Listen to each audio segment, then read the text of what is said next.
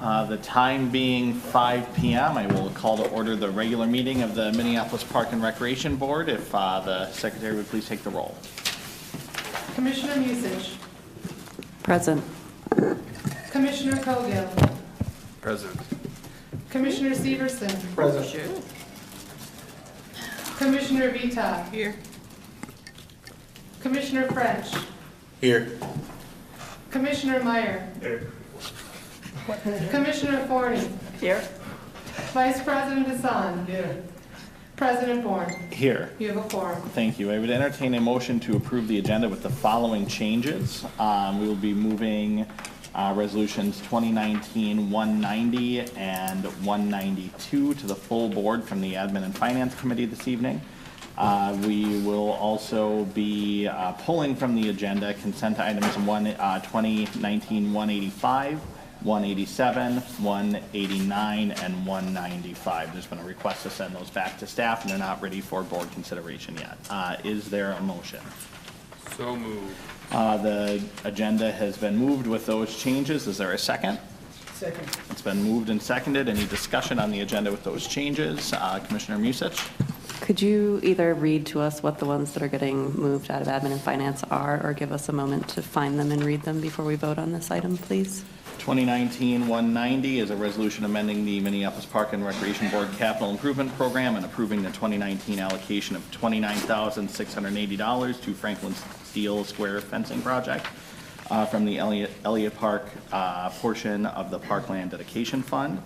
And 192 is approving 4 one-year license agreements with Jump, Lime, Lift, and Spin, respectively for the operation of motorized scooter share throughout the Minneapolis parks.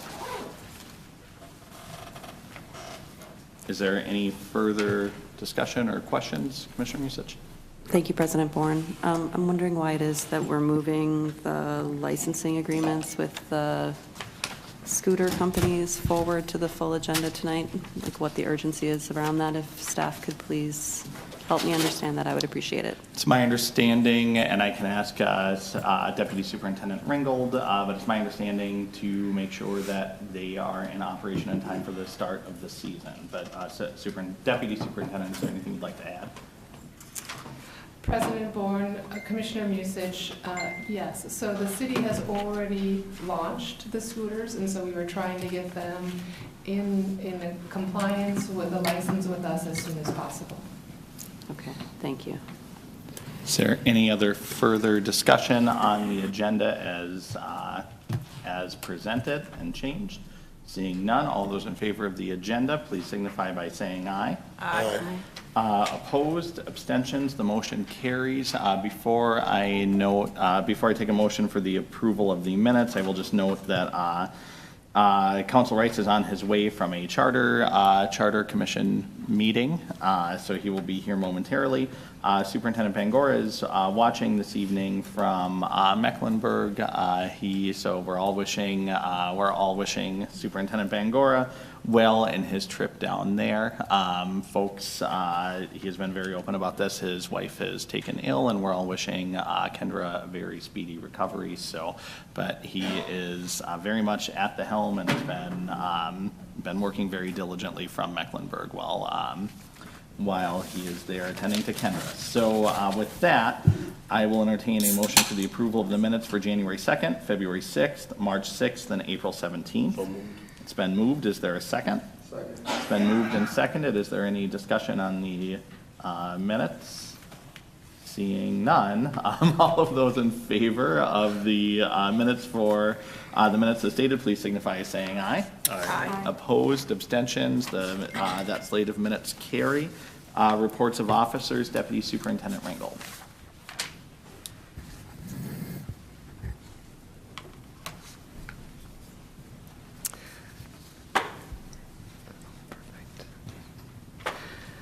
Commissioners, we have several items to report to you tonight, and Superintendent Bangora certainly sends his apologies for not being here tonight. He would have loved to have been here. So first of all, in golf, registration for Women's Golf Week will start this week. The events will be held the week of June 3rd through June 7th. Sign-ups are limited, so make sure to sign up early. We've got great news. Painter Park grand opening was held on Monday, April 29th. Painter has been under construction and renovation since mid-2018, and we're excited to be serving the community again with this updated facility. On Saturday, May 4th at 10 a.m., the 2019 Summer Jammin' in the Parks series kicks off. Music and exercise program in partnership with the Nior Elite Fitness. The first session is at the Lake Harriet Band Show. Youth development. Youth line staff and junior camp leaders participated in outdoor mentor training with the TIPS Foundation to enhance their skills in preparation for summer camps and programs that get youth involved in outdoor activities. The training was funded through a DNR grant that focuses on getting youth involved in fishing and other outdoor activities. Thank you to Peter Yeager, John Outlaw, and Chad Collins for managing the grant and setting up the training.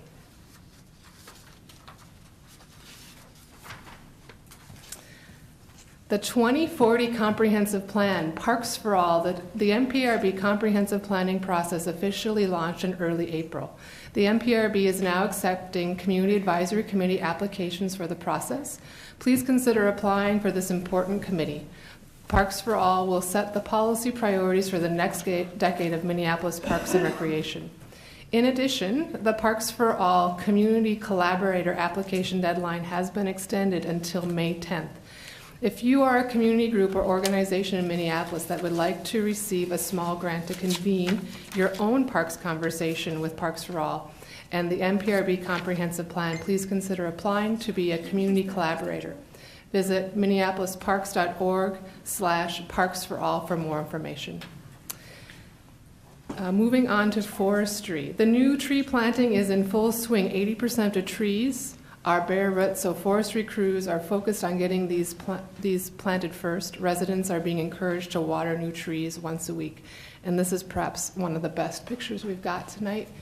7,000 plus new trees as seen from Washington Avenue Bridge. So we're working this year to start bringing these trees into our system in a more visible way so that the community can see the volume of trees that come out into our system every year.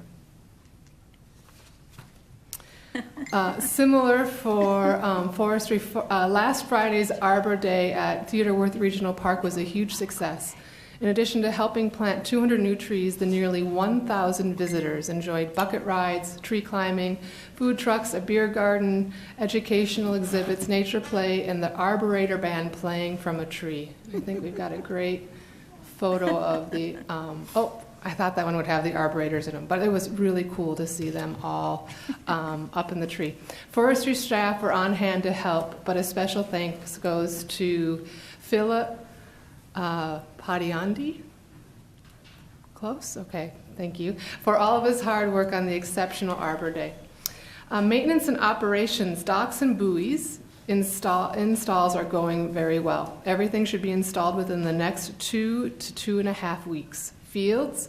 In this area, work is still slow on fields due to the wet conditions. Between drying out from the late snowfall and rain, work is being complete. Environmental management, the ribbon cutting to celebrate the completion of the second phase of the boardwalk at Eloise Butler Wildflower Garden and Bird Sanctuary occurred on Friday, April 26th. The boardwalk winds through the wetland area and includes a small gathering space and bench. The project was a joint effort of the Friends of the Wildflower Garden and the MPRB. Stop by to enjoy the spring ephemerals and the beauty of the garden. Finally, a plug, our board retreat, the first of 2 will be next Wednesday, May 8th, 5:30 at Northeast Park. So see you there. Thank you, Deputy Superintendent. Are there any questions for Deputy Superintendent Ringgold? Commissioner Forney. No questions, but thank you so much for the visuals, not only for us, but I think our audience appreciates them. And the arborators were awesome. I wish we actually had a recording of them. Thank you, Commissioner Forney. Moving on to the consent agenda, I would entertain a motion for resolutions 2019-184, 186, and 188. Is there a motion? So moved. It's been moved. Is there a second? Second. It's been, the consent agenda has been moved and seconded. Is there any discussion? Seeing none, all those in favor of the consent agenda, resolutions 184, 186, and 188, please signify by saying aye. Aye. Opposed, abstentions, the consent agenda carries. Chair Forney. On behalf of the Planning Committee, I'd like to move Resolution 2019-182, a resolution authorizing entering into a limited use permit with the State of Minnesota Department of Transportation to construct, operate, and maintain a non-motorized recreational trail that lies within the right-of-way of State of Minnesota Trunk Highway Number 35W at Curry Park. It's been moved. Is there a second? Second. It's been moved and seconded. Any discussion on 2019-182? Seeing none, all of those in favor of 2019-182, please signify by saying aye. Aye. Opposed, abstentions, the motion carries. Chair Forney. I'd like to move Resolution 2019-183, resolution granting temporary construction easements and permanent easements to Metropolitan Council for sewer interceptor purposes in Minnehaha Parkway Regional Trail and Minnehaha Regional Park. 183 has been moved. Is there a second? Second. It's been moved and seconded. Is there any discussion on the resolution? Seeing none, I would ask the secretary to take a roll on 2019-183.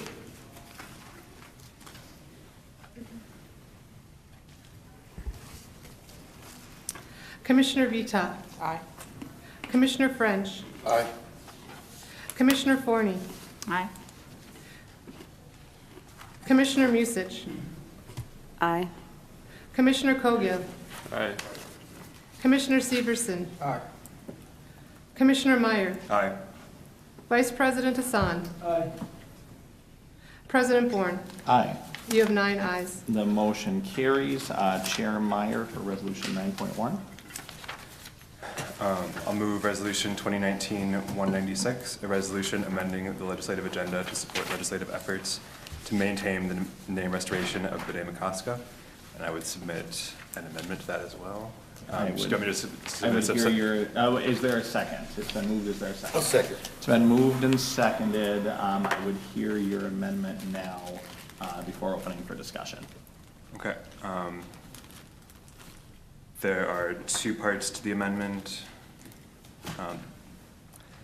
The first one removes or changes the language of the 4th whereas clause, just to eliminate a redundancy. So it simply states the Minneapolis Park and Recreation Board has deemed it is in the best interest of the organization to work closely with the state of Minnesota legislature, and removes language after that that says like senators and legislative representatives.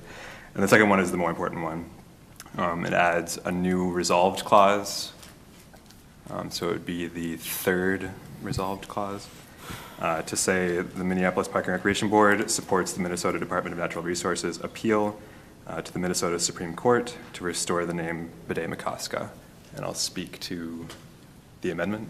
The amendment has been moved. Is there a second for the amendment?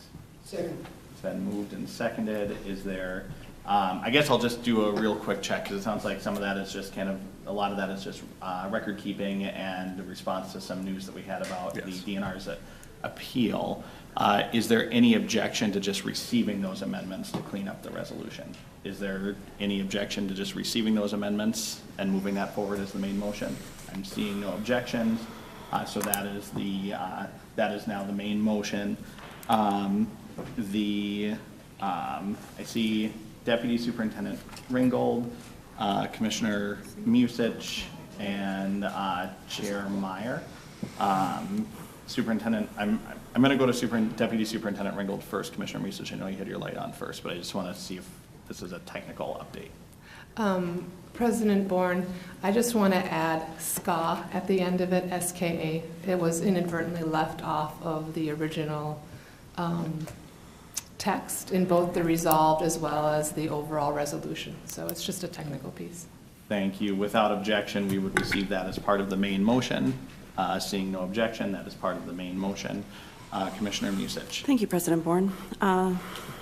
Seeing that this was not on our agenda when notice was sent of what we would be discussing at this meeting on Friday evening, I'm just wondering what steps were taken to notify the public that we were adding this item to our agenda this evening. Commissioner Musich, this was posted online, and it is available online right now on our public website. Deputy Superintendent Ringel, do you have anything to add? Okay. So we didn't send out another Gov delivery notifying people that we had updated the agenda. Deputy Superintendent? Let me confirm. Thank you. Commissioner Meyer, while we're looking for confirmation on that. Yeah, I just wanted to speak to this. This is something that was kind of hastily put together in response to the Minnesota Court of Appeals decision this Monday that overturned the name Bede-Makaska, saying that the Minnesota Department of Resources did not have the authority to make that change. In writing this, we are hoping that decision will be overturned at the Minnesota Supreme Court. And in addition, we would like to see the state legislature formally approve this name change. There was an amendment that passed the House to that effect. It failed in the Senate. Oh, my. I don't know what that is. That wasn't a bird song. But things are happening on it very quickly. So that's, and it takes 72 hours notice for us to be able to put this through committee, so we weren't able to add that to the intergovernmental committee. But I do think it's appropriate for us to move quickly on this so that we can act before it's obsolete. Thank you, Commissioner Meyer. Deputy Superintendent Ringel, do you have a response for Commissioner Musich? President Bourne, Commissioner Musich, it was not reposted on a Gov delivery. Thank you, Deputy Superintendent. Is there any further discussion? Commissioner Forney. So the motion is, if you could just repeat, I'd appreciate it. Yeah. We amended, but we did, whatever, just, So I can read the entire resolution. yeah, please. This is a resolution amending the legislative agenda to support legislative efforts to maintain the name restoration of Bede-Makaska. Whereas the Minneapolis Park and Recreation Board, MPRB, is the steward of the Minneapolis Park System. Whereas the Minneapolis Park and Recreation Board, board needs to be added there too. There's a missing board there. Is committed to providing park and recreation facilities and services in accordance with its mission. Whereas the Minneapolis Park and Recreation Board 2007 to 2020 Comprehensive Plan Vision Theme 3 provides that a goal and strategy to develop and provide dynamic parks that shape city character and meet diverse community needs. Whereas the Minneapolis Park and Recreation Board has deemed it is in the best interest of the organization to work closely with the state of Minnesota legislature to develop an understanding of the mission of the Minneapolis Park and Recreation Board and to secure funding and pursue policies that support that mission. And the Minneapolis Park and Recreation Board supports the Minnesota Department of Natural Resources appeal to the Minnesota Supreme Court to restore the name Bede-Makaska. Resolved that the president of the board and secretary to the board are authorized to take all necessary administrative actions to implement this resolution. Thank you. And some of the things that I want some clarity on is, I believe President Bourne, you put out a press release was put out that no more, what should we say? I can't remember how you put it, but anyway, basically no more tax dollars was going to be spent on this. So are we including this a part of our legislative agenda? So therefore the lobbyists would be no more additional costs. Is that correct? So, I mean, if our lobbyists are involved, there's no additional cost to anybody because of the fact that it would be a part of our agenda. Is that correct? Commissioner Forney, is that a question to me? Someone, yes. I just want clarity of understanding, is this an additional cost that we'll be undertaking? Being it was stated that there wasn't going to be any additional cost. People would like to know, you know. Commissioner Forney, I can address that. I had never said that there would be no additional cost to carry out our legislative agenda.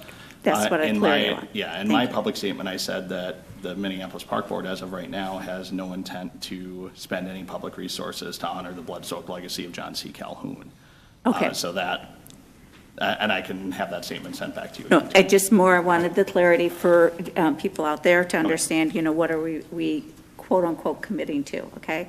Then the other thing is, if for some clarity, my understanding is the Senate did not, if Council Rice or Lobbyist Rice can share with us what the status might be of where,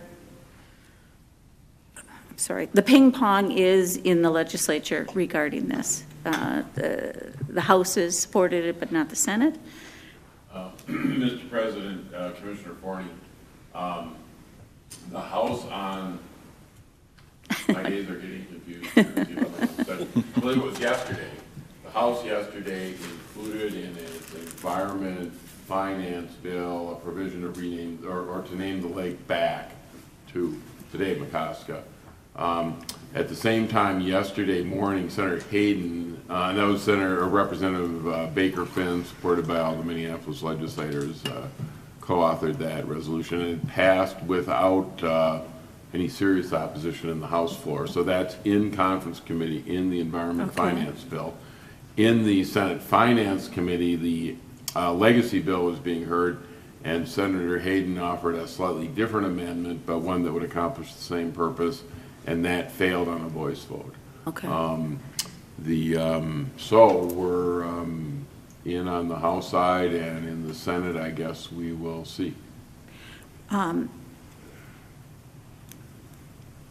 Per information that was shared with us about the fact that the Commissioner, Department of Natural Resources has changed other lake names, and so therefore we might have a quote-unquote community that would want to keep those names intact.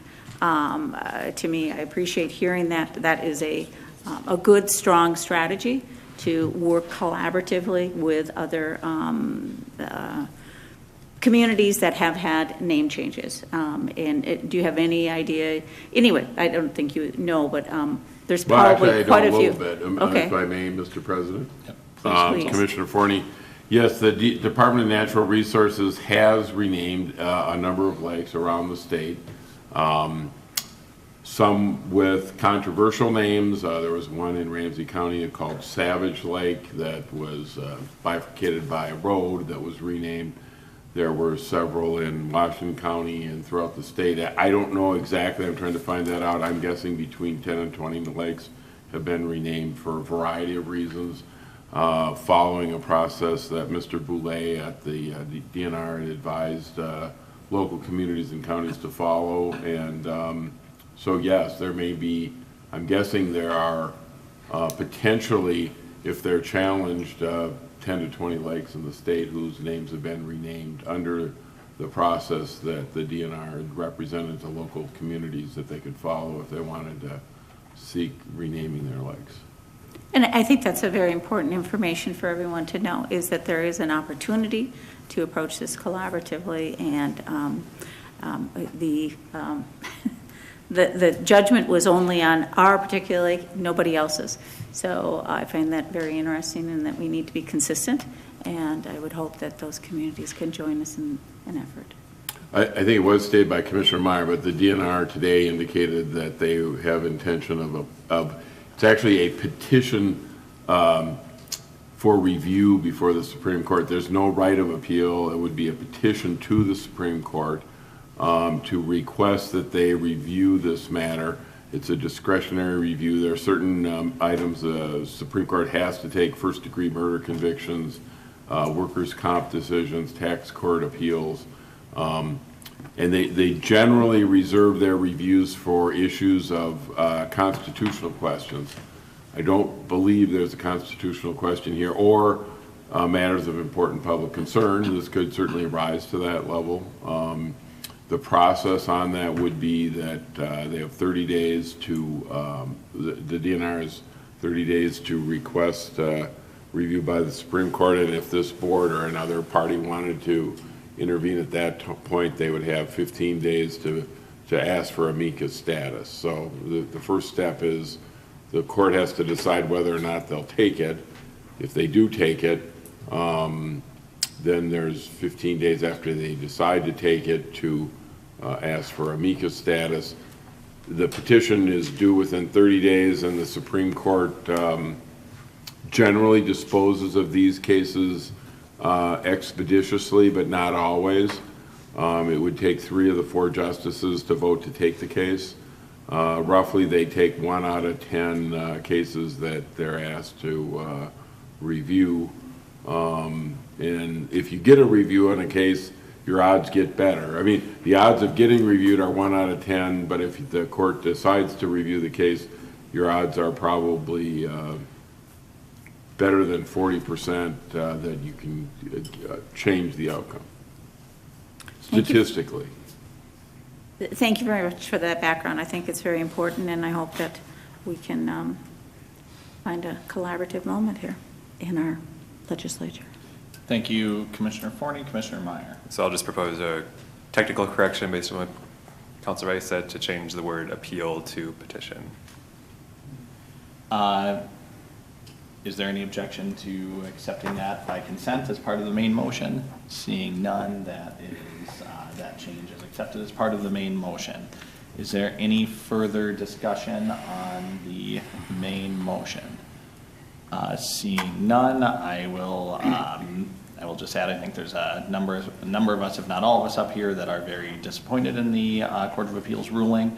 I've spoken with staff at the DNR, it sounds like, and I was given a list of what looks like 82 bodies of water that had a name for longer than 40 years that were changed through the by the commissioner of the DNR. So I think this is something that the appeals court just got wrong.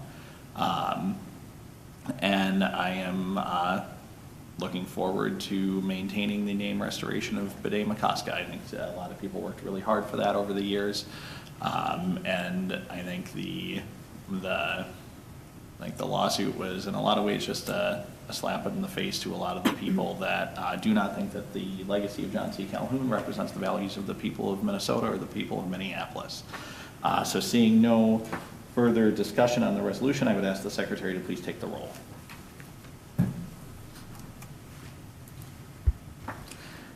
Commissioner Vita. Aye. Commissioner French. Aye. Commissioner Forney. Aye. Commissioner Musich. Aye. Commissioner Cogill. Aye. Commissioner Severson. Aye. Commissioner Meyer. Aye. Vice President Hassan. Aye. President Bourne. Aye. You have 9 ayes. The record shows a unanimous vote on the amendment of the legislative agenda. Moving on to, I'm going to ask Secretary Ringel to get the list for open time. We have a closed session, which I will be recessing the board, and we will go back to closed session at the end of all of our committees. So we're going into our public comment period, which is open time. Every Wednesday at 5:30, we invite public testimony on virtually any topic for folks to come to, if there's anything that members of the public would like to bring to the attention of the Minneapolis Park Board. We just have a couple of guidelines for open time. The only matters that we don't hear during open time are personnel issues or pending litigation. So if there is an item around either of those that you want to make sure gets the board's attention, all of our contact information is listed on our website. The Minneapolis Park Board does not tolerate discriminatory or harassing comments towards anyone. We ask folks to please keep that in mind during their public testimony. I have 2 speakers signed up for open time. I will allocate up to 3 minutes per speaker. Our first speaker is Thomas Vack. Thomas, are you here this evening? Thomas, if you would state your name and if you're comfortable, your address for the public record, and you have 3 minutes to address the board, and welcome. Absolutely. Thomas Vasek, 4018 31st Avenue South, Minneapolis. I have an event permit for a wedding reception at Worth Chalet on June 8th, so 5 weeks out. My fiance is Chukwebuka Ananu. She's a Nigerian immigrant. We chose Worth Chalet and a park board facility because it was beautiful, it met our needs, and it was priced reasonably according to the public mission of the park board.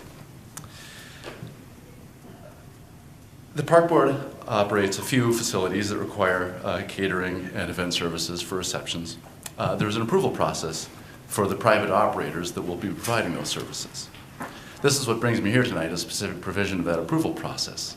My fiancée and I would like to serve some Nigerian food items for our reception.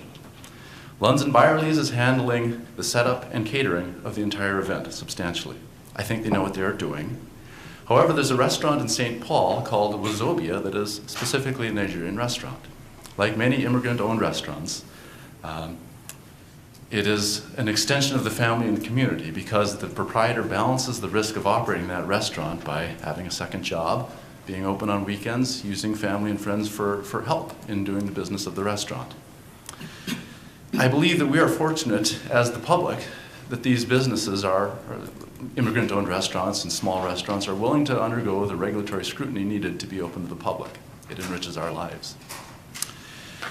I emailed Megan Rogers, a Park District employee, with a request specifically about the application process so that Wazobia, this restaurant, could be allowed to be a service provider, an approved service provider.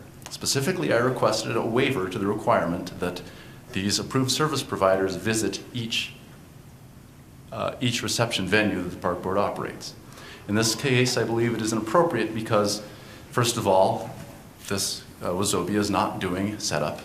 And second of all, because the amount of time it takes to visit each site is very substantial. And if you're a small business and you have other responsibilities, such as caring for family members, this could be a substantial burden. The answer, or the request for a waiver, was rejected, and I believe that was improper. I believe that the park board not making special accommodation in this case, or more generally reviewing the rules for when a caterer will be approved and for what they're authorized to do, limits accessibility to these businesses, not only for immigrant-owned, to these facilities, not only for immigrant-owned businesses, but also for the constituency that would want to use them. So with that, I want to commend Megan Rogers, your employee, for actually working closely with me and responding promptly. I have nothing to say against her. This is still playing out. We don't have a final decision, but I suspect that it will end up being too difficult for this catering provider to comply with that requirement. Finally, I believe the board almost certainly has the authority to grant such a waiver as this, and the employees do too, and I would request very much that you do so. Thank you.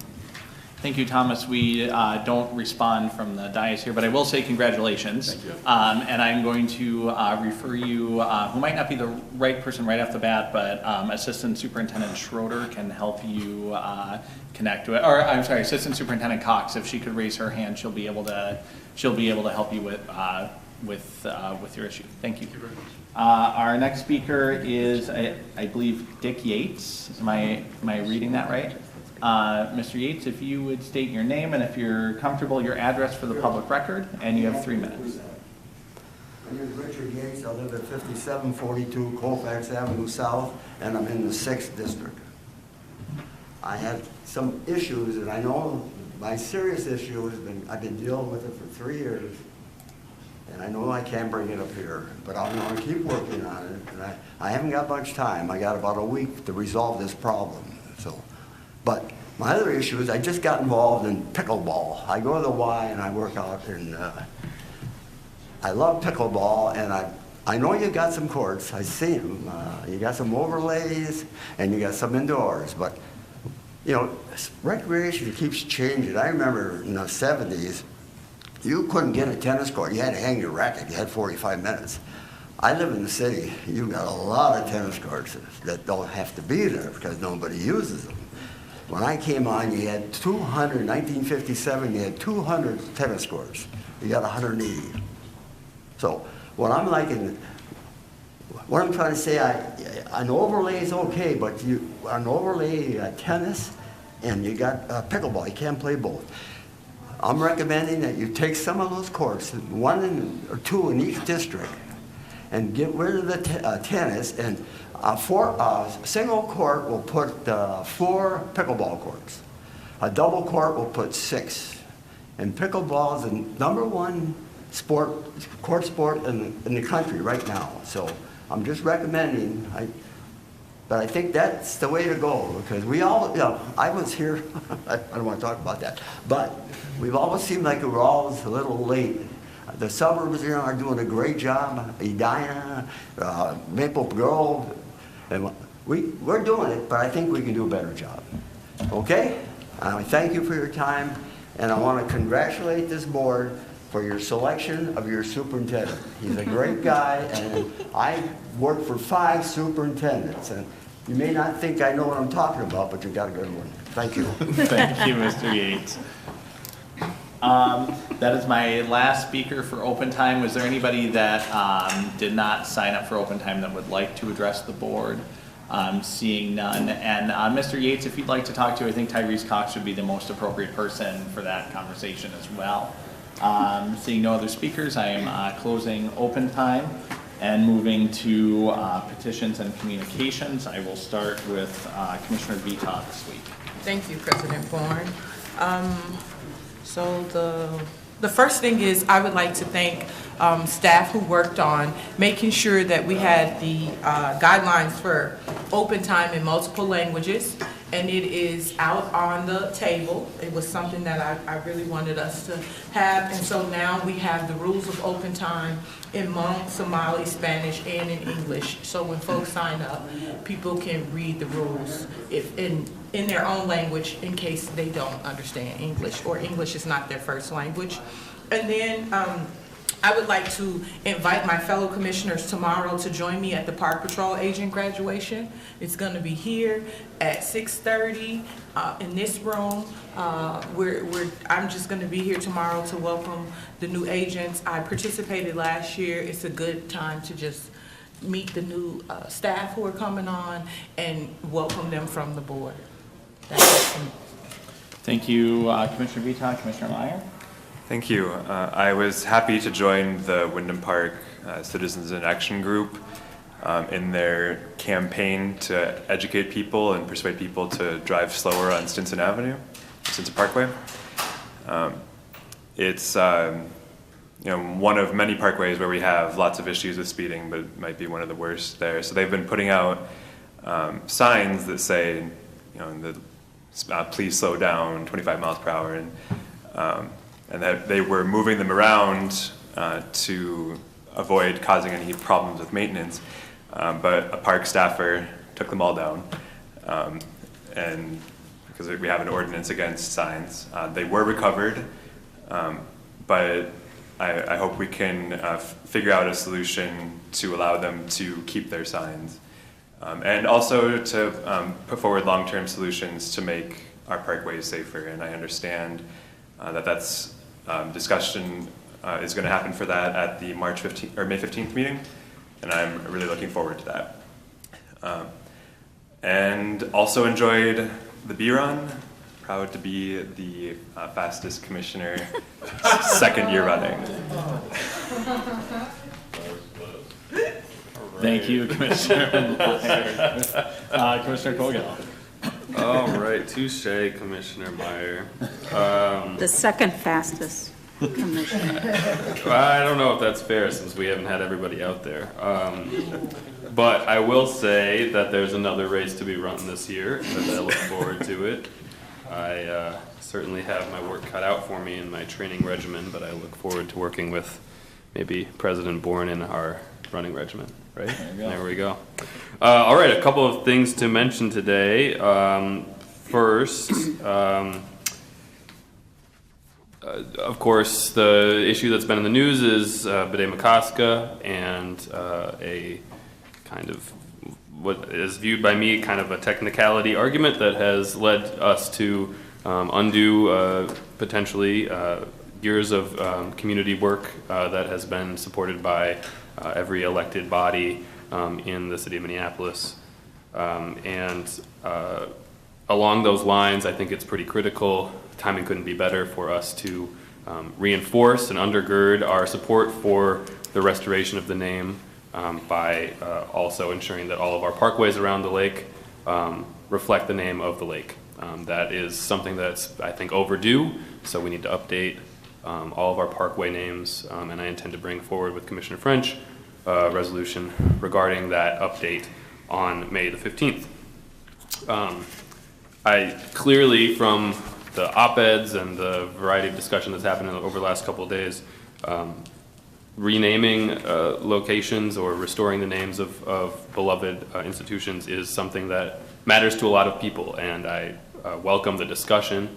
And it shows to me that names really do matter if we have this much energy and emotion attached to history and attached to the signifiers of our history. But I think it means a lot to the people of the city of Minneapolis that we don't teach history by explaining or by putting a name on something, but we do signify what we value in our history by what we put on our signs and on our buildings, and how we connect to our lakes and our natural spaces. So I look forward to continuing the conversation with any of my constituents who want to talk about this issue, and anybody certainly in the city of Minneapolis, especially those who perhaps that brought that lawsuit in the first place. Tom Austin and the rest of that group of folks, I'd be happy to talk to any of you and have this conversation. Moving on, I was really excited on Friday, I believe it was, to go with Commissioner Forney to the dedication for the boardwalk at Eloise Butler Wildflower Garden. We had a great time. I think that was already kind of shown in a photo earlier, but it was really, really wonderful to see. I encourage everybody to go down there. I first started going to Eloise Butler when I was in middle school. My science class would go down there, so it was very fun to come back and see how this new boardwalk was going to enhance the experience for everybody in that space. I also last week went on a walk with the neighbors of what is currently still called the East Calhoun Community Organization, but may in the future update its name. On the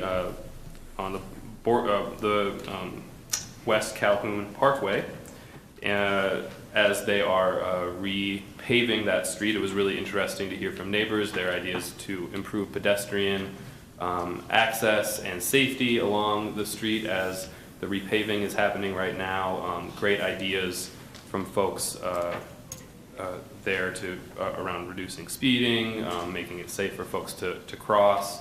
And I look forward to working with planning staff and with the city of Minneapolis to help realize some of those improvements. There were some great ideas like creative crosswalks, some ideas floated about how we reduce speeding and signage and even what the speed limit should be there. And I really want to thank staff, Daniel Elias, who was out there with me and was incredibly helpful in informing everybody of what could and couldn't be done and how we could be realistic about what improvements are feasible.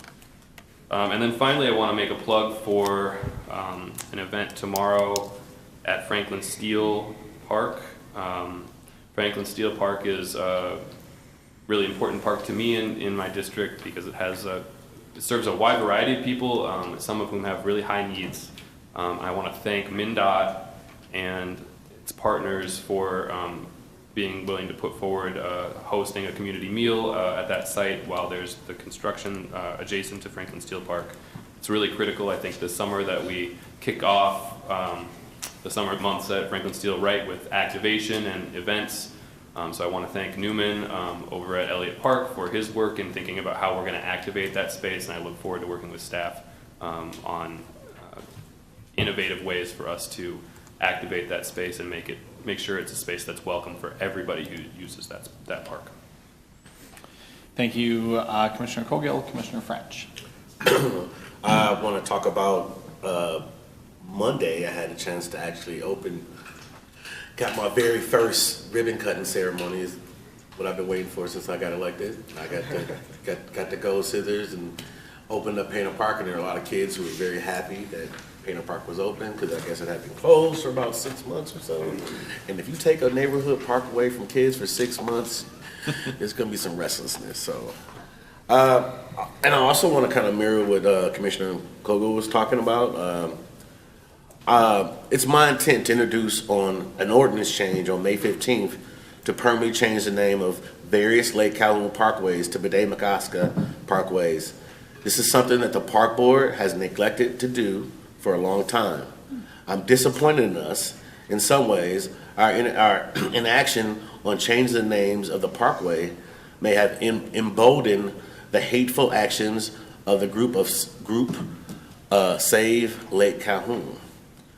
I'll be moving forward with this action swiftly and deliberately.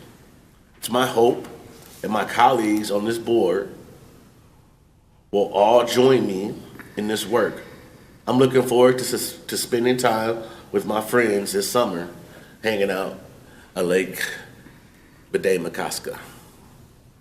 Thank you. Thank you, Commissioner French. Commissioner Forney. Thank you.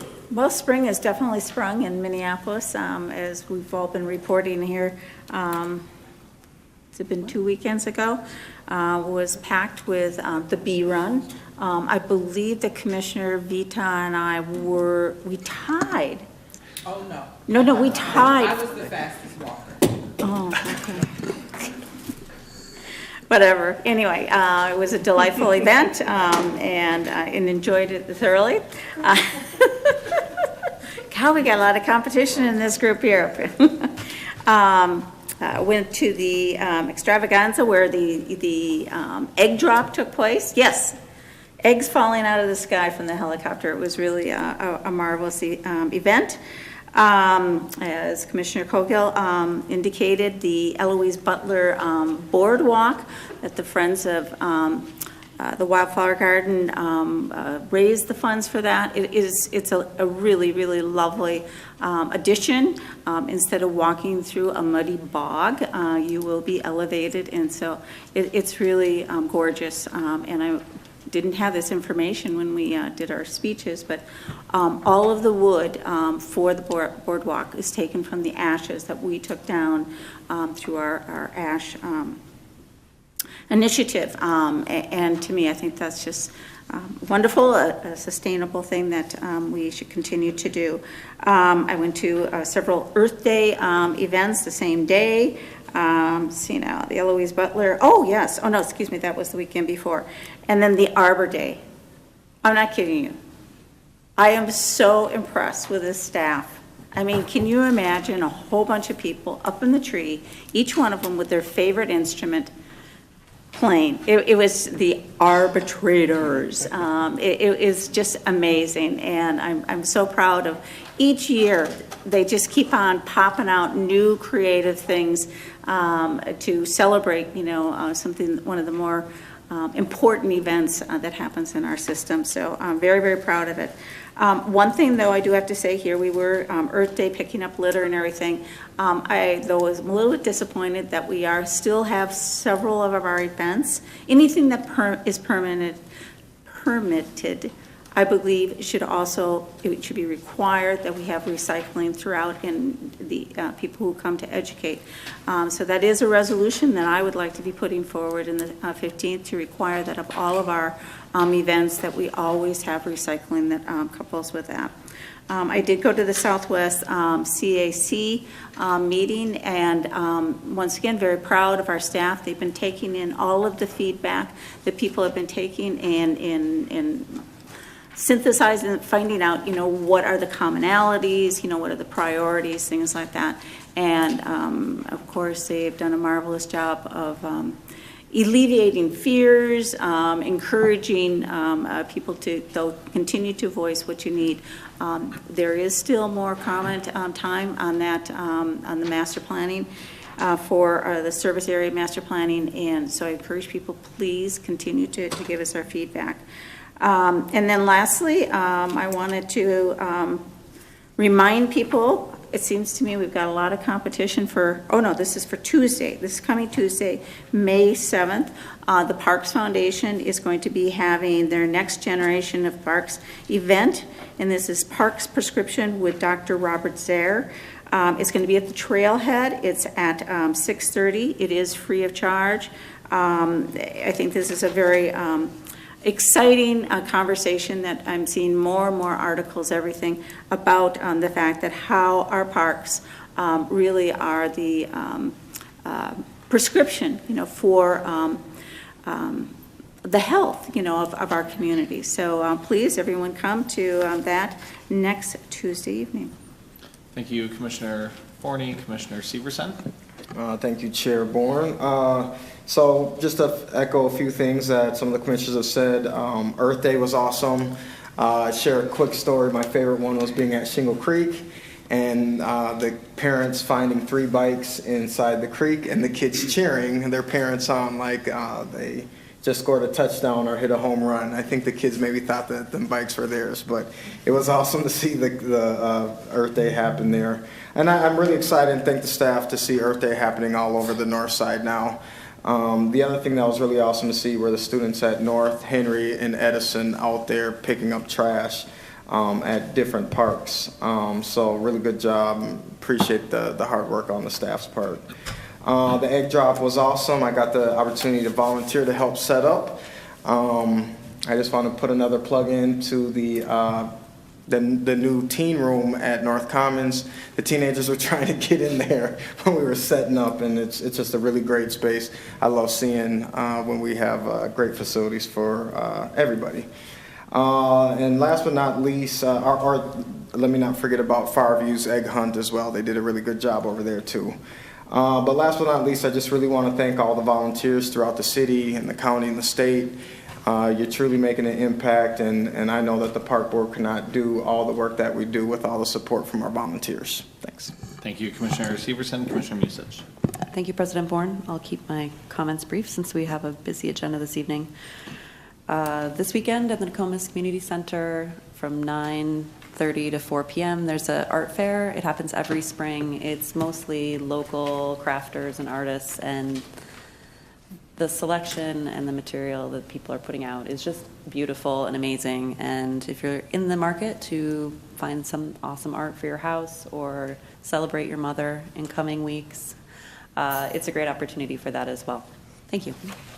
Thank you, Commissioner Musich. Vice President Hassan. Thank you, Vice President Hassan. Just a couple of things. Again, we're all wishing Superintendent Bangora's wife, Kendra, a very speedy recovery, and that Elle will be back with us very soon. We're continuing to work on the biennium budget charter amendment. I want to thank Council Rice and Commissioner Viton for their leadership in that. I think we're getting it very close to the finish line. There's also, commissioners should have received an email forwarded from Secretary Ringgold from the chair of the Charter Commission talking about the upcoming the next cycle of redistricting. I would encourage commissioners to pay close attention to that so they still find themselves in the district they represent. Thanks to constituents for reaching out about the about the Southwest Master Plan. I've been receiving several comments about that. Thank you to everybody for reaching out. The coolest thing about Painter Park by far is the gender inclusive bathrooms and how creative staff were with the retrofitting of the facilities that were there to be inclusive for folks. I actually got approached by an arts organization that is looking for some advice from our staff, and had heard that we are ahead of the curve on the city on the design of gender inclusive restrooms. So I may be asking folks to just send a quick email introduction, but I just want to thank all of our planning staff. I know Dana was kind of leading on that, but she's not here tonight, but I'm sure it's a team effort. So thanks to the whole planning team there. I've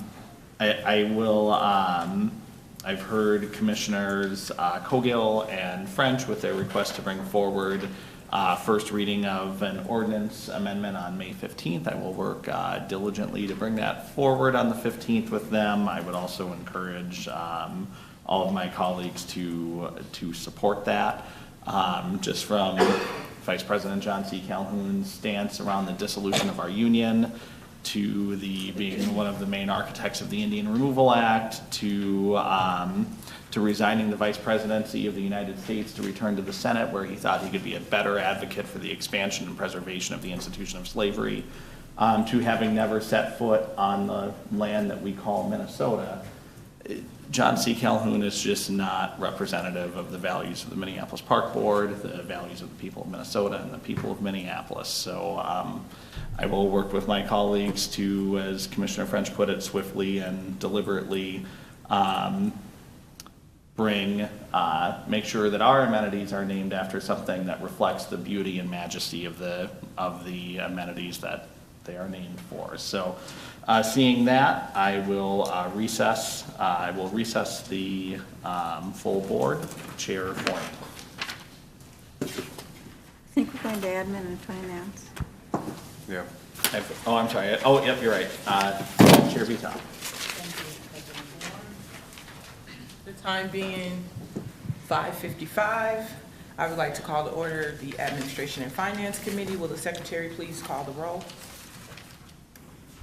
Commissioner French. Here. Commissioner Severson. Present. Vice President Hassan. Here. Vice Chair Cogill. Here. Chair Vita. Here. You have a quorum. I would ask for a motion to approve the agenda. So moved. All those in favor of approval of the agenda, please signify by saying aye. Aye. Any opposed? Any abstentions? A motion to approve the minutes. So moved.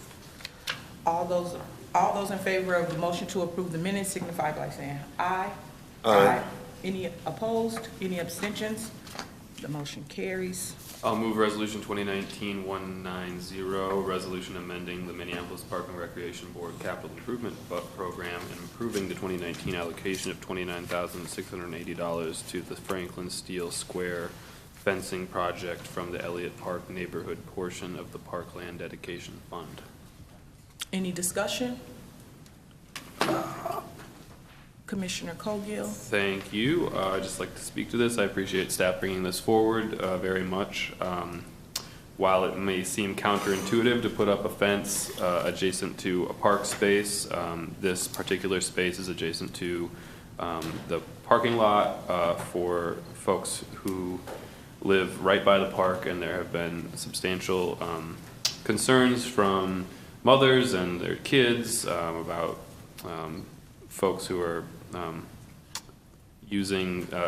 making that space very dangerous for children and for families who live adjacent to the park. I'm hopeful that this improvement will help folks feel safer, but I want to just mention that the overall goal is hopefully that everybody can use the park together and all feel safe. And anyway, overall, I think it's a good step in the right direction for safety, and I really am hopeful that it will yield great benefits, and I know that adjacent residents have been really interested in this. I do have one question for staff. I'm wondering about any sense of timeline on this at this time, and if we would be seeing final design or schematic design or anything like that. Chair Vita, Commissioner Cogill, really it's following our property boundary. There is no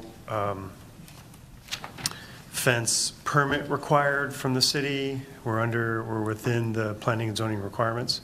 We'll proceed with construction pending board approval of tonight. We'll proceed in construction in the next 2 weeks. Okay. And will there be a gate? Chair Vita, Commissioner Cogill, no. We're not having a gate between those two spaces. Okay. Anything further? I would also like to echo Commissioner Cogill's words. The community really wanted this for this park, and I think that this is a great project to look at when a community speaks up and says that they want something and that they feel like they'll be safer with this happening. Thank you, Commissioner Cogill, for following through. We won't be getting those emails anymore about this. So I'm really happy that this is moving forward, and I'm excited for the community that finally feel like they were heard about this matter. So thanks to all the staff who helped to make this happen. Any further discussion? All those in favor of Resolution 2019-190, please signify by saying aye. Aye. Any opposed? Any abstentions? The motion passes.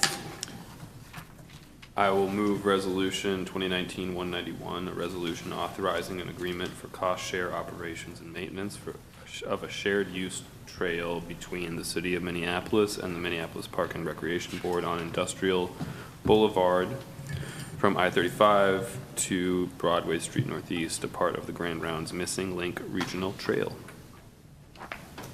Any discussion? Commissioner Meyer. Thank you. I'm not on this committee, but the project is in District 1.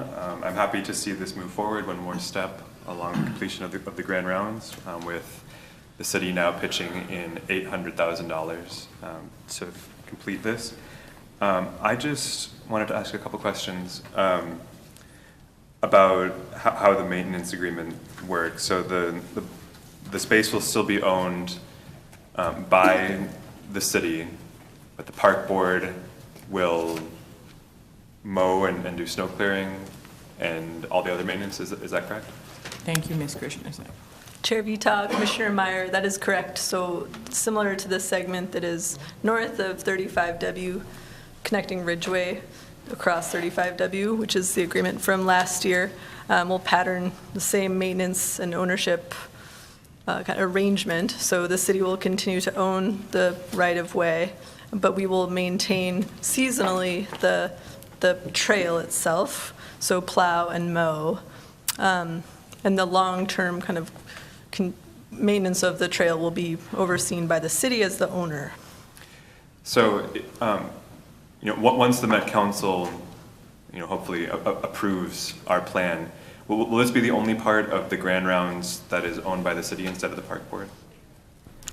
Currently, the proposed route goes along quite a bit of city-owned right-of-way. So it's likely that this arrangement will continue in other areas where the city owns the right-of-way, but the park board may operate a trail on city right-of-way as part of the Grand Rounds Missing Link. So it's likely that this is a pattern that we'll see and continue to use. Okay. And my last question is wondering if there were any plans to change the name of this boulevard. Right now it's called Industrial Boulevard, and with these changes, hopefully it'll become less industrial. Have we begun talking to the city about doing that? Yeah, so we have not necessarily talked to the city about changing Industrial Boulevard, but do have a proposal in the master plan to call the regional trail the Bridal Veil Regional Trail. So this segment could be included in that renaming, but we would use park board naming procedures for that process. We have not yet been in communication about changing the name of industrial, however. Okay, thank you. Any further discussion? All those in favor of Resolution 2019-191, please signify by saying aye. Aye. Any opposed? Any abstentions? The motion passes. I will move Resolution 2019-192, approving 4 one-year license agreements with Jump, Lime, Lift, and Spin, respectively, for the operation of motorized scooter share throughout the Minneapolis parks. Secretary Ringo. Chair Vita, Commissioners, we have notice from Lime that they are not ready to move forward with us. So we would ask that you would modify this resolution to just be the 3 of them, Jump, Lift, and Spin tonight. Okay, so. All right. Can that be taken as a friendly amendment? Okay. Yes. So, approval of the minutes. Do we need to get approval?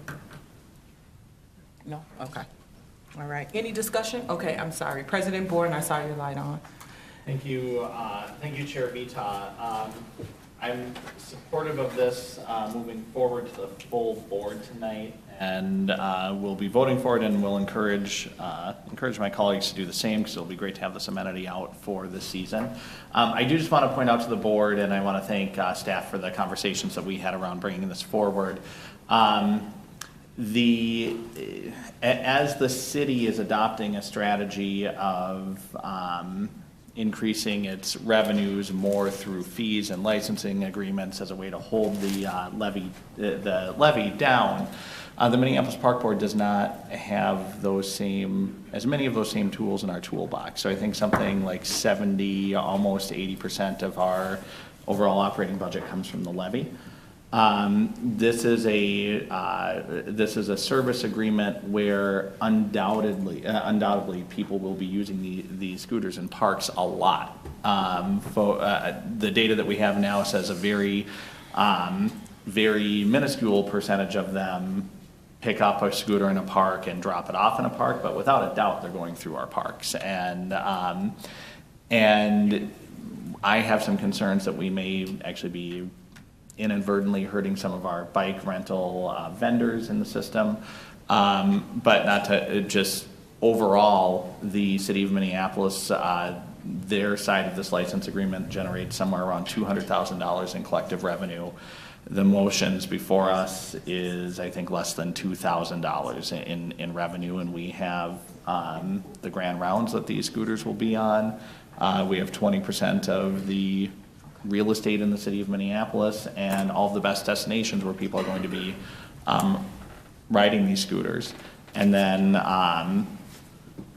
then more resistance around bringing in levy-based funds from the city because they're finding more funding in another through other venues. So this is a 1-year license for us to collect some data, but I would expect us, and I know our staff are very encouraged to be at the table with the city and making sure that as we have more data and we know that we know what we believe and we prove what we believe that these are being used substantially in our parks, that the licensing agreement reflects the amount that the Minneapolis Park Board is putting in it for next year. It's a really important issue for us. We're probably losing revenue we'll probably be losing revenue with the amount of care that we'll be putting in to pick things up. But it's an important amenity for folks. So I'm hoping that this does get out in time for people to enjoy it this season. Thank you, Chair Vita. Thank you, President Bourne. I need to recuse myself, so I'm going to ask Vice Chair Cogill.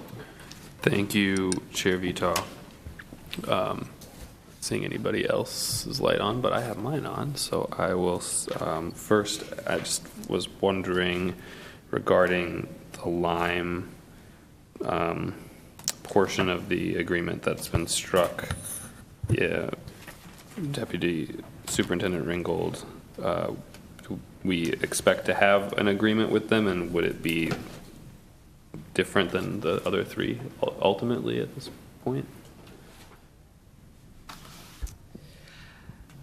Vice Chair Cogill, I'm going to defer to Director Olson. She's been in direct contact with them, and she'll be able to help answer that question. Thank you. Good evening, Commissioners. Lime actually reached out to me late this afternoon and said they wanted to do one more review of the contract terms and would rather not rush into an agreement if they weren't sure that everything that they wanted to be addressed within the agreement was addressed. So I anticipate bringing an agreement with Lime back to the board likely in the next board meeting cycle. So on the 15th would be my guess. And it would be, our intention is that our agreements are all the same with all of the vendors. Okay. So in that case, like, what, do we lose any bargaining power in having them be separate, or Commissioner Cogill, no. Wait, okay. It would be the Same same. It would just be a different launch date for them to be able to have the scooters standing still within the Minneapolis parks. Okay. But is that enforceable? Commissioner Cogill, I am not sure what is enforceable in this case. I would have to defer to Park Police, I suppose. What would be enforceable? Chair Cogill, or Vice Chair Cogill, in this case, if something is left in the park system, abandoned in the park system, that does not meet our policies, procedures, or ordinance. So you would want to have things either properly secured or under agreement with us, otherwise we can remove them out of the park system. So right. In this particular case, if a Lime bike is left in the park system until they have an agreement with us, then there won't be a conversation we have. It'll be a direct removal and impound. Whereas the others now will have an agreement with us, and they will be able to have their scooters in designated spaces. I see. Thank you for that.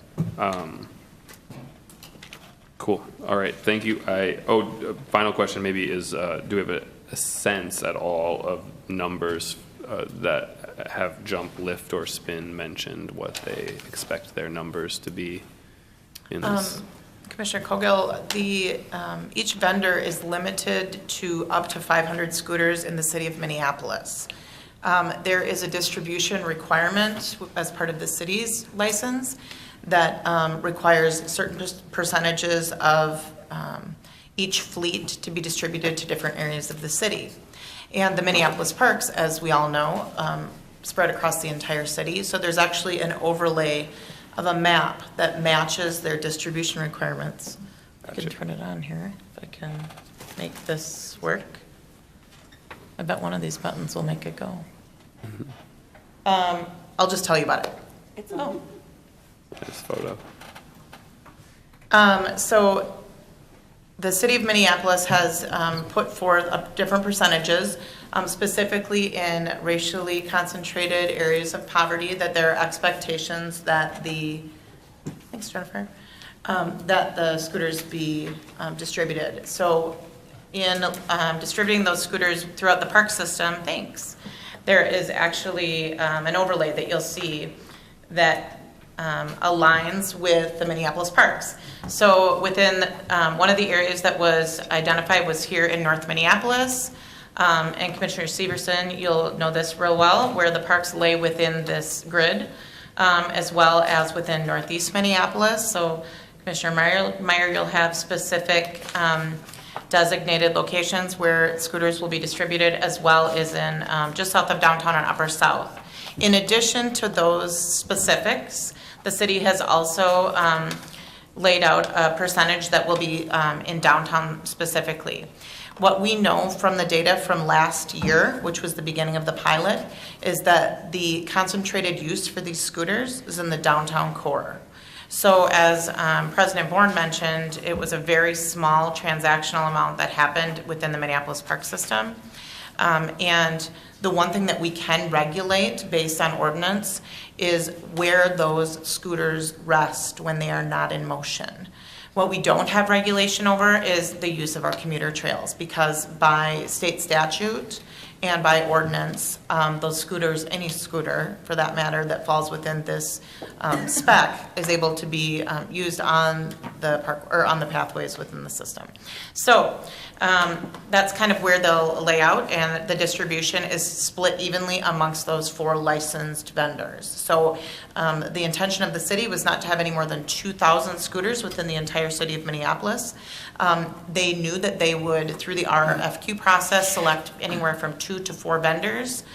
They were very closely in communication with the University of Minnesota staff contact, and with me for the Minneapolis Park Board throughout that selection process, and let us know right away that when they did make the selection, we actually ended up selecting 4. It was because they best met all of our qualifications within that RFQ, and because it was 4, they will be limited now to 500 each. So that's the long answer to your short question. Very much appreciate that. Commissioner Meyer. Thank you. Again, I'm not on this committee. I would like to request that when an item is going to go directly from committee to the full board, that staff give us notice if you know that's going to happen, because I didn't read through all of these because I didn't think I needed to yet.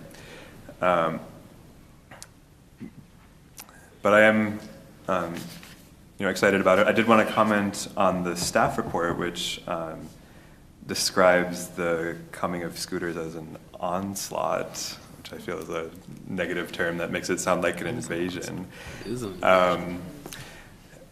I have been delighted by all the scooters we've been seeing in our city.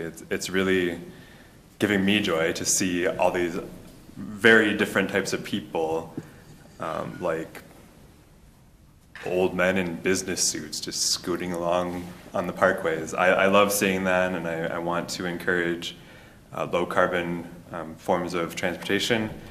I'm also happy to see the provision in there for making sure that we're putting some of these in areas of concentrated poverty.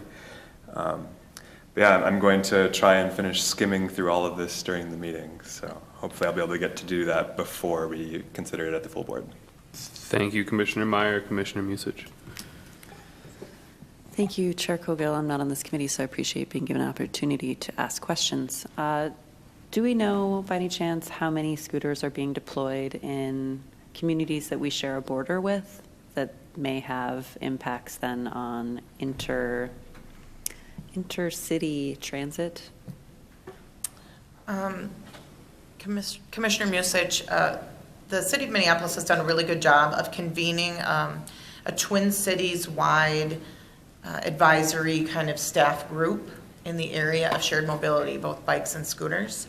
So once a month, we have one meeting of one sort. We volley back and forth between topics, but we have a pretty good idea of what's happening in our surrounding communities as far as who's entering into contracts with whom. As far as numbers are concerned, I don't have those specifics, at least not off the top of my head right now. I'm happy to share what I do have with you.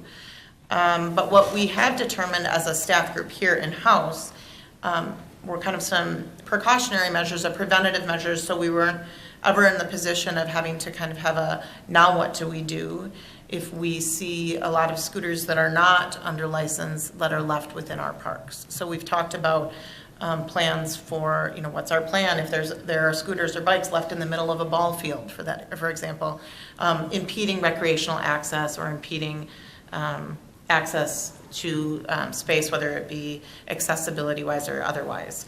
So staff have been having a lot of conversations about this. We have some plans in place on how to handle things. As far as what's happening in the suburbs, we have our finger on the pulse, but I don't have all the exact specifics, at least not right with me. Okay, thank you. I'm pleased to hear that we are helping our staff strategize ways to make sure that the parks stay accessible. That's awesome.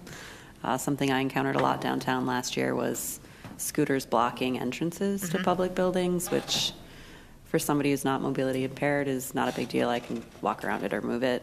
But when it's the Hennepin County Library, for instance, there's a lot of folks that are going there utilizing walkers and wheelchairs, and that really does impede their ability to access those buildings. So I'm glad to hear that our staff will be proactive about addressing those things when they do occur. Thank you.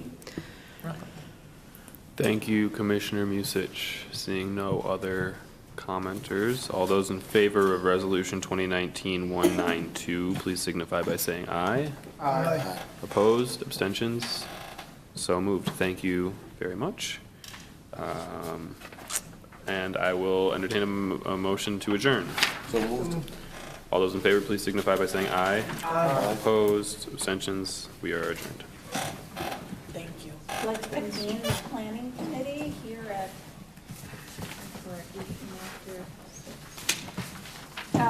will the secretary please call the roll? Commissioner Severson. Present. Commissioner Meyer. Present. Commissioner Vita. Present. Vice Chair Cogill. I'm here. Chair Forney. Present. You have a quorum. I'll take a motion to approve the agenda. So moved. All those in favor, please signify by saying aye. Aye. Opposed? Abstentions? I'll take a motion to approve the minutes for Wednesday, April 17th, 2019. So moved. All those in favor, please signify by saying aye. Aye. Opposed? Abstentions? So moved. Okay, we have a few action items here. Somebody would read the resolution. I appreciate it.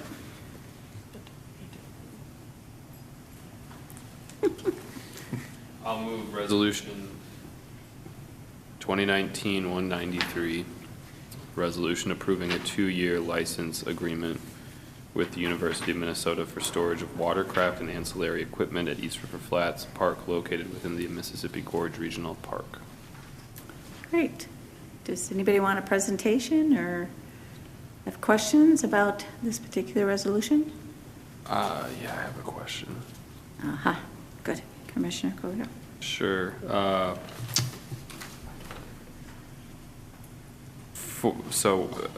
Does staff anticipate that there would be more, we would be re-upping this storage of watercraft after 2 years? What's the nature of this watercraft storage? Chair Cogill and, Chair Forney and Commissioner Cogill. It is at the option of both the Park Board and of the U of M after the 2 years, and it would be visited at that time as to whether it would be actually a good opportunity for both. And the watercraft, as noted in the resolution, sorry. Why did she turn this? She must have turned on the screen, I'm not sure.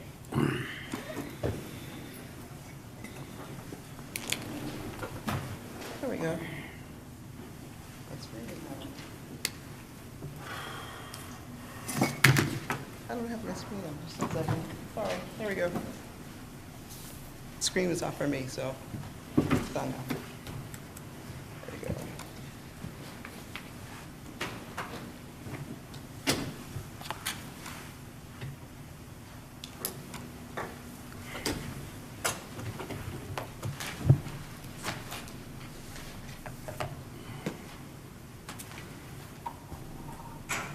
So it is for, the 2-year license is for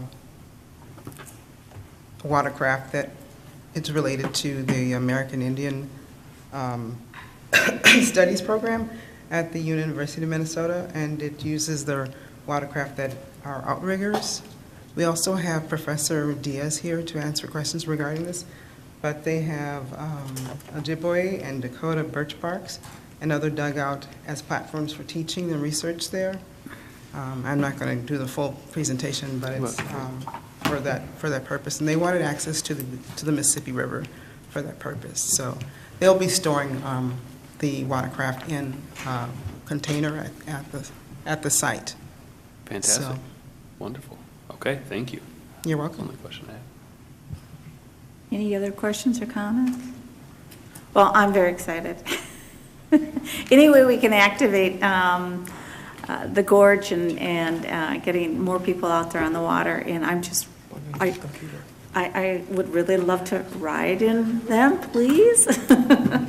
I paddle, I do know how to do it and everything, so, no, I'm very excited. This is, any way we, like I say, we can get people on to experience that, and in a cultural way, to me, it is really exciting. So I'm very pleased. Thank you, Dr. Diaz, for bringing this, and I want to acknowledge Andrew Caddick, who used to work for us all people and everything, now with the university, for putting this together. I'm looking forward that we can have more programming collaboratively, and that we can be doing more outreach like this together. A couple questions, though, that I do have is that when this really isn't a part of our agreement, but just some concerns that were expressed at the Minneapolis Rowing Club when paddle share was talked about being there, is the ability to get on and off the water, that it's not in conflict with the University Women's Rowing Club, and whether or not there's been some talk about how, from a safety perspective, that you can get in and out without any crashes. So please, welcome, please. Thank you. This fall will be the third fall semester while we're offering the classes, and so that means we've had 2 years now, 2 fall semesters of getting to know the routines of the crew team. I think we have good relations with them. We definitely don't want to be in their way with any of the activities that we're doing, and we look forward to working with them. I did want to say that I still like this. I kind of like this idea of an onslaught of traditional canoes being seen out there in the lakes, so. That will be in our next staff report, the onslaught of, oh, wonderful, well, great. And I'm so excited to be collaborating with the university, and hope that we can continue to have, consistent policy. I mean, we were having, with our missing link, there's going to be an awful lot of things to mesh, and I hope that we can work on that. I don't think that there's any other questions. I'm just very excited. I just want you to know that we, the Minneapolis Rowing Club, 5 different weekends they've had to postpone getting the docks out. So I hope that you'll get out soon, but we've got some pretty high water there. When do you anticipate that the program will be starting again? Well, it's been ongoing. We have a really full slate of building even more canoes now. Great. Birch barks, outriggers. But this season, have you started? So we're going to different sites in addition to the river, also to like the upper and lower Sioux, and we're working at a number of other sites. But I'll be sure to send you the program starting this July, this summer. Oh, good. And all the way till as long as it's warm. That's very relative, okay. Thank you all. I'm very excited Thank about you the so much. program and look forward to seeing those vessels, the onslaught of them. Okay, all those in favor of the resolution, please signify by saying aye. Aye. Opposed, abstentions, so moved.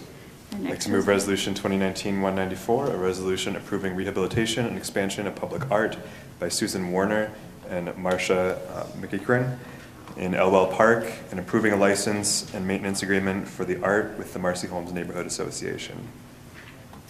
Wonderful. Do we have questions? We do. Thank you, Commissioner. I don't have any questions. Oh. I'm just happy to see this happening. It's in my neighborhood.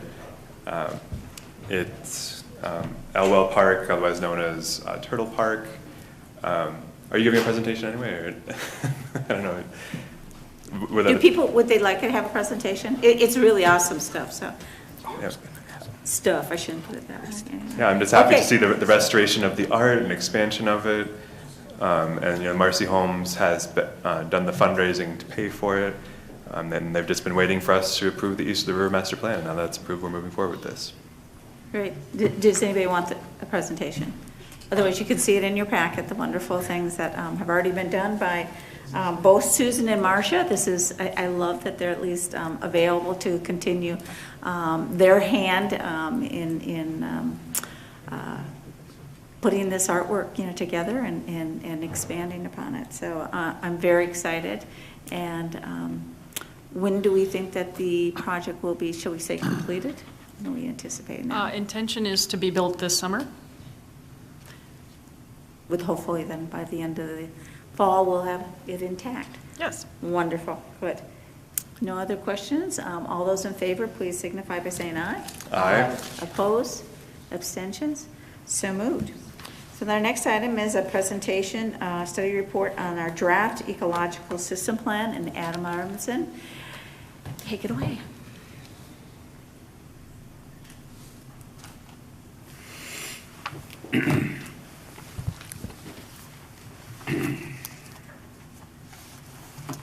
Chair Forney, Commissioners, you're going to have to hear a presentation from me, otherwise there'll be nothing to talk about. So I will go ahead. The Ecological System Plan has been in front of us in various stages for a very long time. And I'm happy to begin finally bringing it toward fruition as an adopted plan, hopefully, of the Minneapolis Park and Recreation Board tonight.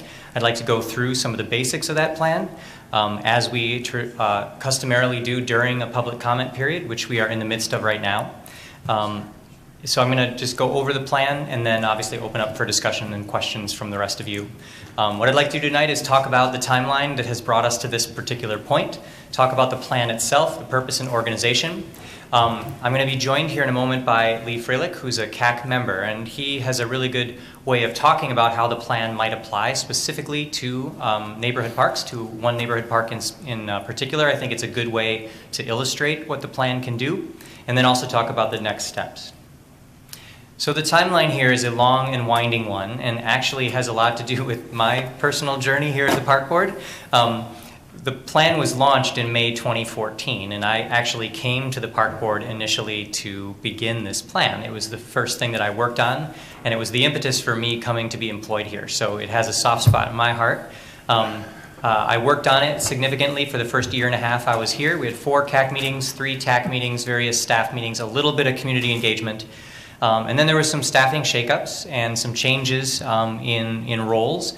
And we ended up with not enough staff to do everything that was happening in strategic planning at the time. So in June of 2015, the project was put on hold. We were able to restart that in March of 2017 with new staff on board. We assigned a new project manager to this project, Ellen Kennedy. And then over the next almost 2 years, there were an additional 7 CAC meetings, a significant amount of community engagement, additional technical advisory committee meetings.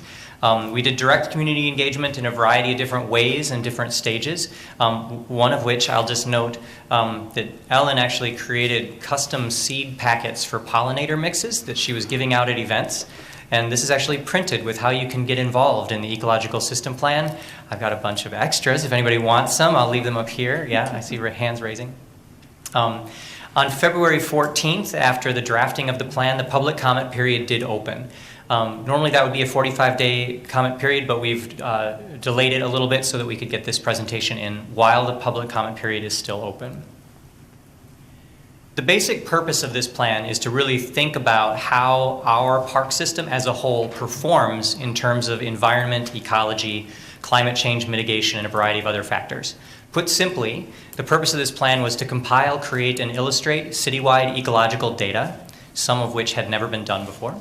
It's to outline some guiding principles for environmental management within the parks, and to also challenge the community to rethink the city around them in terms of ecological function.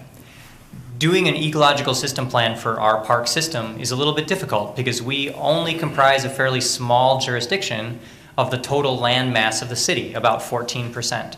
So the effect that we can have on the environment of the Twin Cities as a whole is somewhat limited, but I think that there's still some things that we can certainly do. And one of those things is to challenge all of our park users to think about how environment works in their day-to-day life when they're not even in the parkland.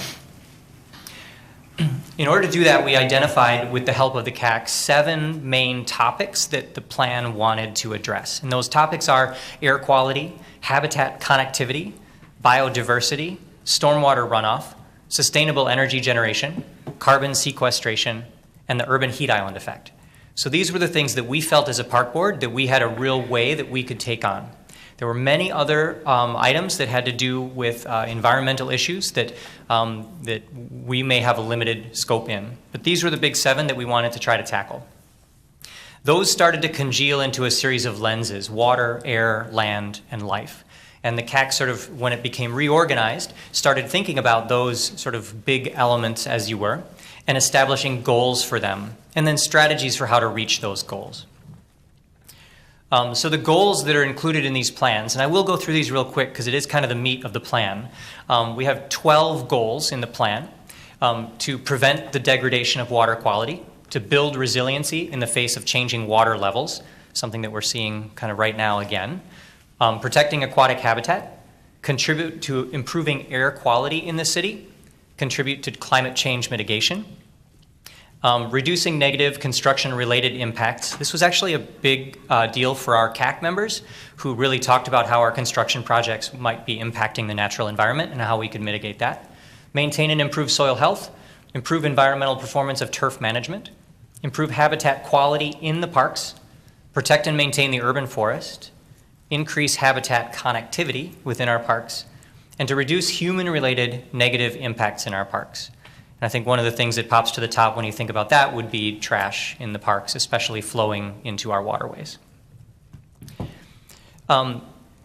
Each of those goals does have a set of strategies around them, so things that we can actively do in order to begin to accomplish that goal. So I'm going to highlight some of the ones that have to do with air quality. So these are the 2 air quality goals.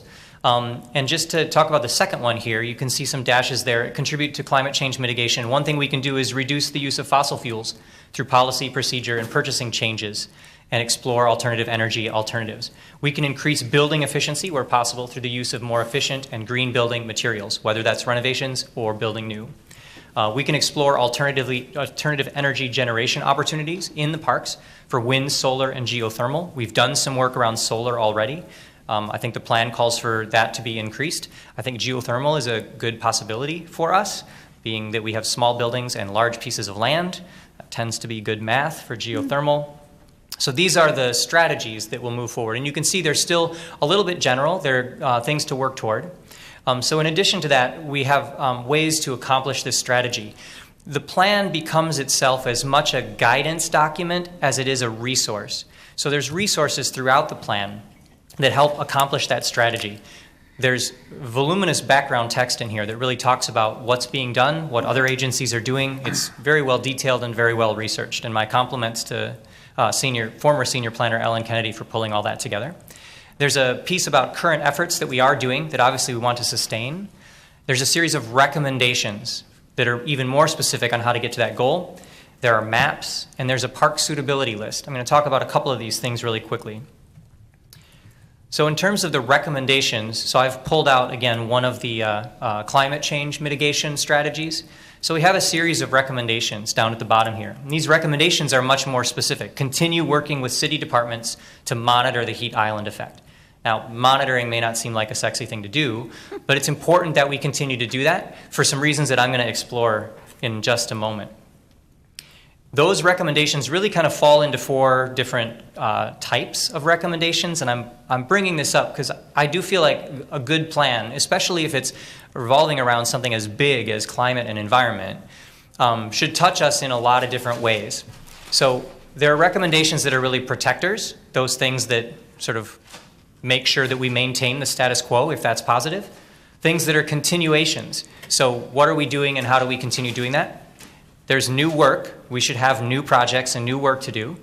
And additionally, there's ongoing directives, which are the things that whenever we do some other project, there's almost an overlay on the top that says, hey, you should be looking at this. So if we look at these recommendations down at the bottom, we have these of different types. So follow the metro area climate studies, health awareness, health equity studies and campaigns, and climate change adaptability studies. Being knowledgeable about what's being done around us, it protects our ability to continue to do this. The continuation I mentioned, new work, conduct an energy audit on recreation centers and other MPRB buildings to help set efficiency goals. That is something that we must move forward with deliberately. That is new work. And then there's a couple here, for instance, increase the use of pervious pavers and explore areas where greener pavers may be used in lieu of asphalt and concrete. That's an ongoing directive because in theory, every time we look at refurbishing pavement or putting in a new parking lot or a new hard surface, we should take that moment and say, is this a place where we can do more pervious? So it's the angel on your shoulder, essentially, are those ongoing directives. So I'm going to use Heat Island as a little bit of an example to talk about maps. So we've done a lot of mapping. There's a lot of maps in the document. They are complicated maps, and they don't read at a great scale when you look at them citywide. But keep in mind, these are all GIS shape layer maps that we can zoom in on and get a pretty good degree of specificity. This is a Heat Island map of the city of Minneapolis. Obviously, red means that we are hotter than it normally should be, and green is slightly cooler than it normally should be. But what we can do is we can clip that and look at our parks only. So if we think about what can the parks themselves do in terms of heat island mitigation, I'm not even talking about the street trees now, that's a whole other topic, right? But the parks themselves, we can start to see differences between the parks that maybe we can actually have more direct impact right now and those parks that are doing pretty good. And so then we can highlight those areas. And then the other piece of this is there's a resource in the back that is this parks list. So you'll notice across the top here are those 7 big topics that I mentioned at the beginning of the presentation, one of which is the urban heat island effect. This list says for every park, which of those 7 topics are really its low-hanging fruit. So if you went into a park like Worth Park, you maybe can't do a lot around heat island mitigation. It's one of the coolest places in the inner metro. But there are probably other things that you might want to focus on. So under urban heat island effect, you can see some of these parks have check boxes and some of them do not. It doesn't mean that we can't do things in the parks that aren't checked. It just means if that was going to be our initiative, there are places where we should direct resource where there's really shortcomings compared to other parks. Just on this list, which is the first group alphabetically, Boston Field, the heat island is actually pretty high at Boston Field. It's not heavily treed. There is some hard surface. There's ag lime. It's pretty high compared to Bassett's Creek Park, for instance, which is heavily treed. So you can see one is checked and one is not. So that resource is going to help guide project managers, forestry staff, whoever throughout the organization to understand where those efforts should be directed.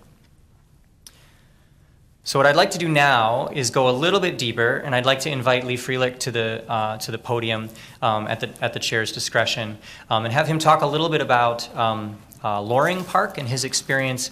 Lee has been on the CAC since the very first days, so he has stuck with this at least as long as I have, probably longer. Thank you for welcoming Lee Freelich. Lee, welcome. Thanks for your longevity. Thank you, Chair Forney. So each park is in a completely unique situation, and all of these spectacular maps that they've made allows anyone to look at that. For example, for Loring Park here, which I happen to live right on the edge of, these are areas where the dark purple is suitable for increasing carbon sequestration, and then there are other areas that already have as many trees as they can hold. So you can view this and immediately know what the situation is in a given park, and then it shows things like athletic fields or gardens in places where you can't plant more trees in order to sequester more carbon. Here's a blow-up of the heat island map, and again, it shows that the parks are the coolest part of the city in more ways than one, obviously. And Loring Park here is around 79 or 80 degrees, whereas a few blocks away it's 114 at the time that this picture was taken. So it shows the usefulness of parks as a refuge from heat in each neighborhood, and Loring Park is not an exception to that, although there's some very hot areas at the north end of the park, so maybe something could be done about that.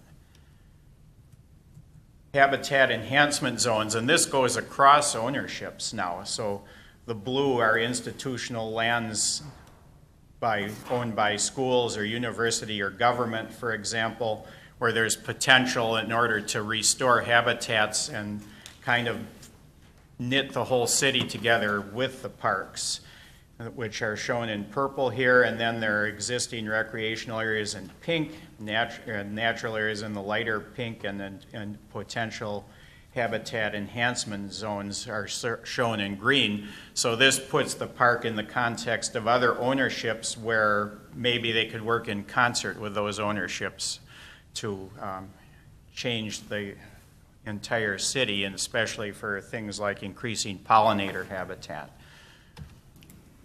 which is here. And so sweet spots shown in pink here are areas where there's potential for increasing pollinator habitat, and they're close to existing good habitats so that pollinators would actually be able to use them. And so you'd get the best bang for the buck by enhancing those habitats. And then the yellow areas are very distant. It would be very hard to get pollinators to visit those very isolated areas. And you'll notice coming out the east side of Loring Park, there's that pink strip. That's the Loring Greenway, which is owned by the city, and it shows as a sweet spot. And in fact, I live on the Greenway, and I already started filling it with native plants that are pollinator friendly, so the park board might not even have to do that. Thank you. And then here's our analysis of expanded pollinator habitat. And again, the purple is high suitability here. The gray areas are the most barren concrete jungle parts of downtown.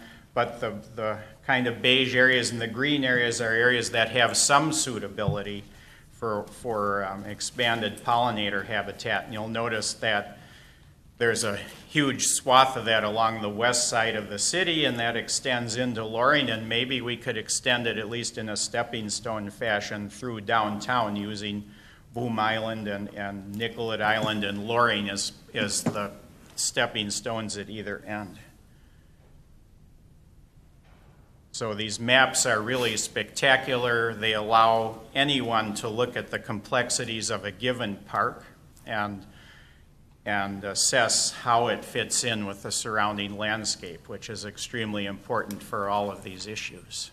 And I assume, since I don't recognize this slide, it must be time for you to come back in. Thank you, Lee. Oh, Lee, thank you so much. That really is very enlightening. And I will say there was a period of time during the last 7 CAC meetings where Lee was around and I was not managing the project. I was watching it from afar, so it's possible that some of your questions could be better answered by him, but we'll see what they might be. I just want to stress that a big vision for this project early on in the beginning was I'm very inspired by the landscape architect Ian McHarg, who wrote a landmark book in 1969 that was really about looking at very large-scale landscapes and understanding the suitability for different things. And it was the same period of time where we were actually flying out beyond the Earth's atmosphere and looking back at the Earth for the first time. And so some of the inspiration for this plan is to really think about how can we map the city so that not just our parks are represented in how we can address pollinator habitat and a variety of other things, but maybe this is a resource for other implementers too. So I'm hoping that this plan is our plan, but it can become the city's plan. And you can see some samples of the mapping there that went along with that, which was probably the most arduous task of creating this, was trying to compile all that data and get the mapping together. We shared a couple of basic examples of that. I kind of went through the heat island, but there's at least 24 different maps in the back of the document that serve as resources for various different guides. There's suitability analysis for habitat corridors, for geothermal, for solar potential. So there's a lot of maps in there that I think will serve as resources to us as we work to implement the plan itself. So it is both a resource and potentially a plan document.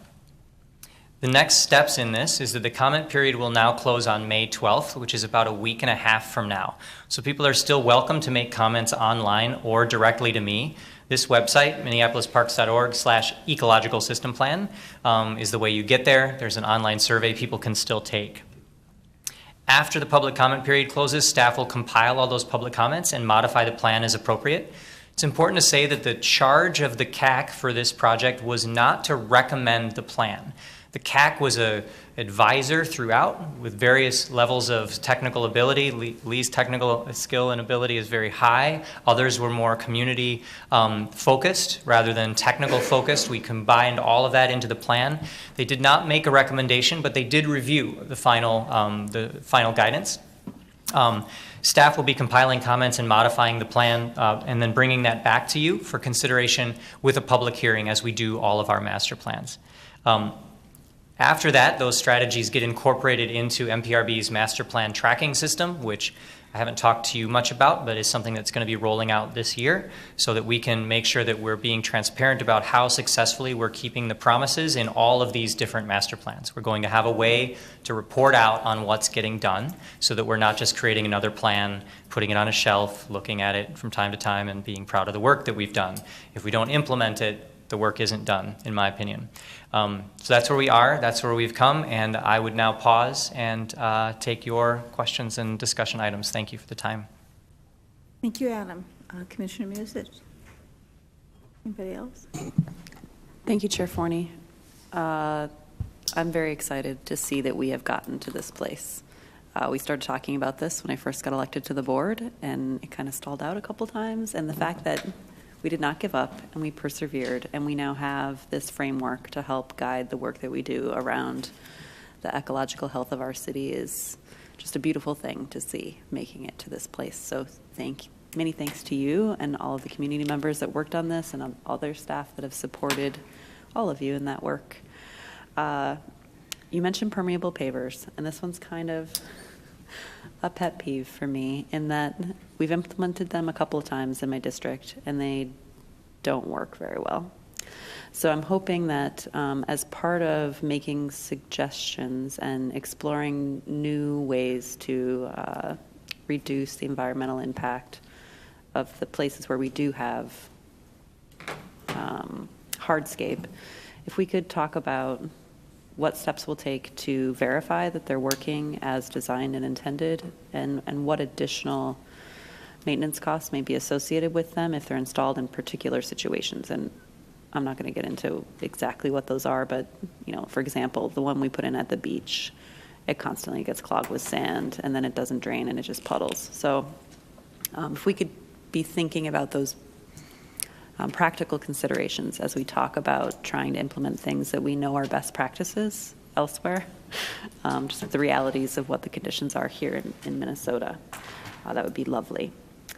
And then the maps are really cool, but it's hard to zoom in on them and with any sort of clarity. And it kind of looks like these are all GIS maps potentially. So if possible, it'd be lovely if we could get a GIS map similar to what we've got out there for park dedication fees for these maps, maybe linked to the plan so that people can see both how it's evolving as we're implementing these suggested changes to practice and landscape, as well as being able to just zoom in and see more detail, which we can't really get to with the PDFs that are attached. That's all I got. Thank you. Go ahead. Chair Forney, Commissioner Musich, I think the second idea is a really good one. I can envision an interactive, kind of layered GIS story map that would let you even bring up several different overlapping factors and see if there could be stacked benefits somewhere. I think we were intending to be able to use that resource certainly in-house for planning, but having that be a public-facing document is something that we can shoot for. Okay. Maybe not by the time this is adopted, but it's something that we can work toward. That sounds awesome. Thank you. Commissioner Meyer. Thank you. I was impressed by the maps. I'm glad I wasn't the only one that had a problem reading them, though. So thank you for that, Commissioner Research. But I was struck by the magnitude of the heat island effect, including here, where it gets up to 114 degrees Fahrenheit. Thank you for all your work on that. Thank you, Lee, for planting pollinator-friendly plants along the Greenway. I wanted to ask about carbon footprint analysis in this plan. In our goals for the superintendent, we established a 10% goal of carbon reduction by 2022. And I was wondering if staff were planning on doing a baseline of our carbon footprint as part of this plan, or if they're going to do that separately, or what the plan is for that.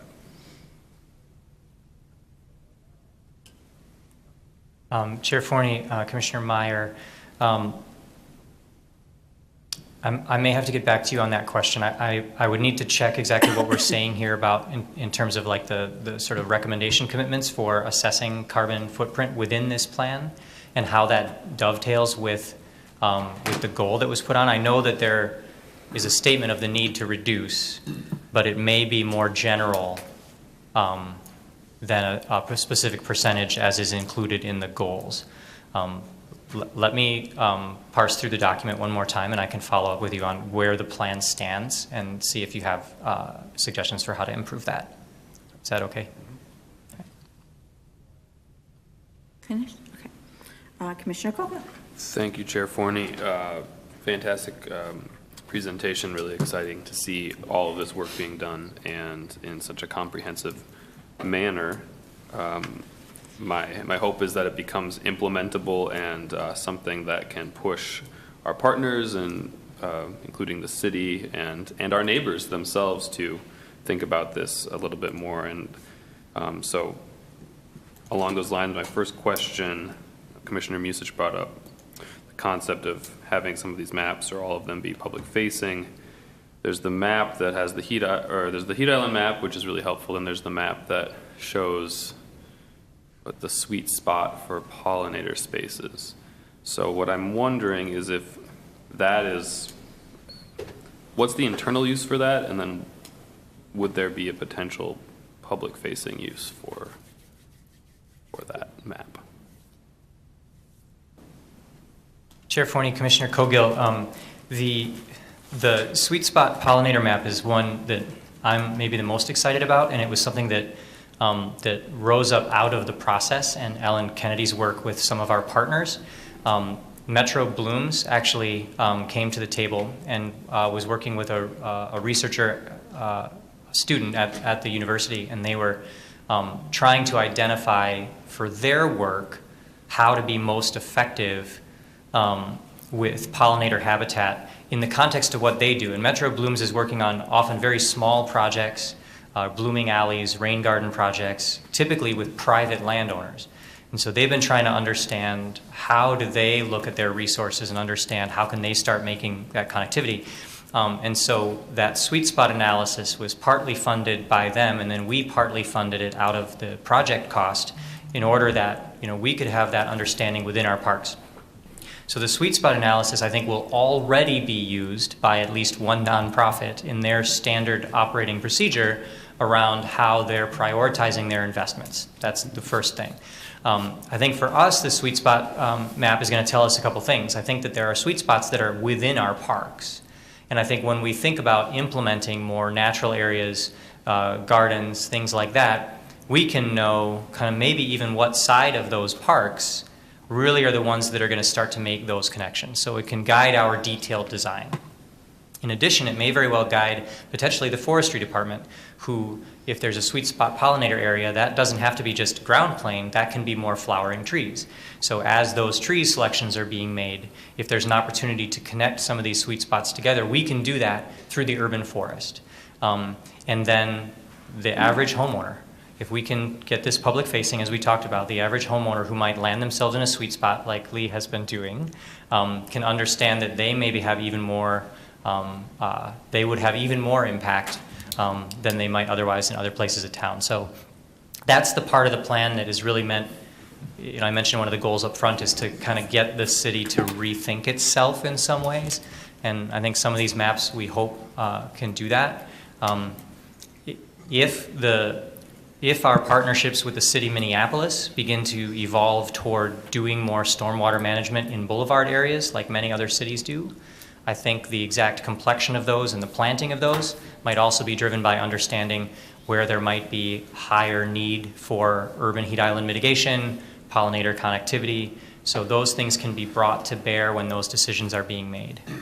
Gotcha. Yeah, that's fantastic. I guess along those lines, I'm wondering if, that those maps have been shared with Public Works or whatever, there are a variety of locations where I could think that perhaps it would encourage them to not just have mobile grass. Chair Forney, Commissioner Cogill, the several different departments within Public Works have been on the Technical Advisory Committee and have actually contributed in some cases to the creation of these maps. So there's a whole series of maps about water, which the Surface Waters Group, that's mostly their data. But then once we start to overlay it with parks, we're beginning to see kind of where there are both impacts and also where there are possible mitigations that benefit both parties. So they are aware and I think have been involved in the project, and we can certainly revisit that with them and continue to bring that forward as a resource when we have discussions around collaborative projects. Wonderful. Well, I think this is great, and the more I'd love to promote this as much as possible, and think that though some of it is very internal facing, I think the community would be very interested to see how the park board and the city are pushing forward to really plan for especially resiliency issues, but certainly all of the issues associated with the resiliency of our entire ecological systems within the city. So great. No other questions. Commissioner Muse? Thank you, Chair Forney. I appreciate you letting me speak twice to this since I'm not on this committee. Adam, my colleague from the 4th brought up a really important component of the work we do, and that's partnerships. And I know we've been talking with the U.S. Fish and Wildlife Service folks about rusty patch bumblebees and habitat creation and grant opportunities and whatnot. And they've really stressed it's very important for us to record when we see rusty patch bumblebees, that we encourage the public to do so as well, because when they know that the bee is present in an area, it makes you more likely to be able to get grant funding. And I thought it was bumblebeewatch.org where people are supposed to be reporting that, but I can't recall exactly. So if it's possible to help connect the public and our staff that's out in the field to opportunities that are like that through our website or other opportunities, that would be really interesting to see as well, since it does open up more funding opportunities for us to be implementing parts of this plan. I don't know how we do it, but I'm just going to throw that out there and hope that the clever folks that you work with will help us get to a place that it happens. Thank you. No other thoughts? Okay. Adam, thank you. If I heard you correctly, this is one of the reasons why you were hired, was to come on and do this. And what a gift you've been. Really, I'm glad. It definitely speaks from your heart and reflective of all that you are, and of course what the system is. So I really appreciate your efforts in this. My little bugaboo is stormwater runoff, and as Commissioner Cogill, indicated, more collaboration we can do with the city, because I'm just really incensed that we pay this huge water bill and we get no credit for what we take on as far as the stormwater runoff for the city.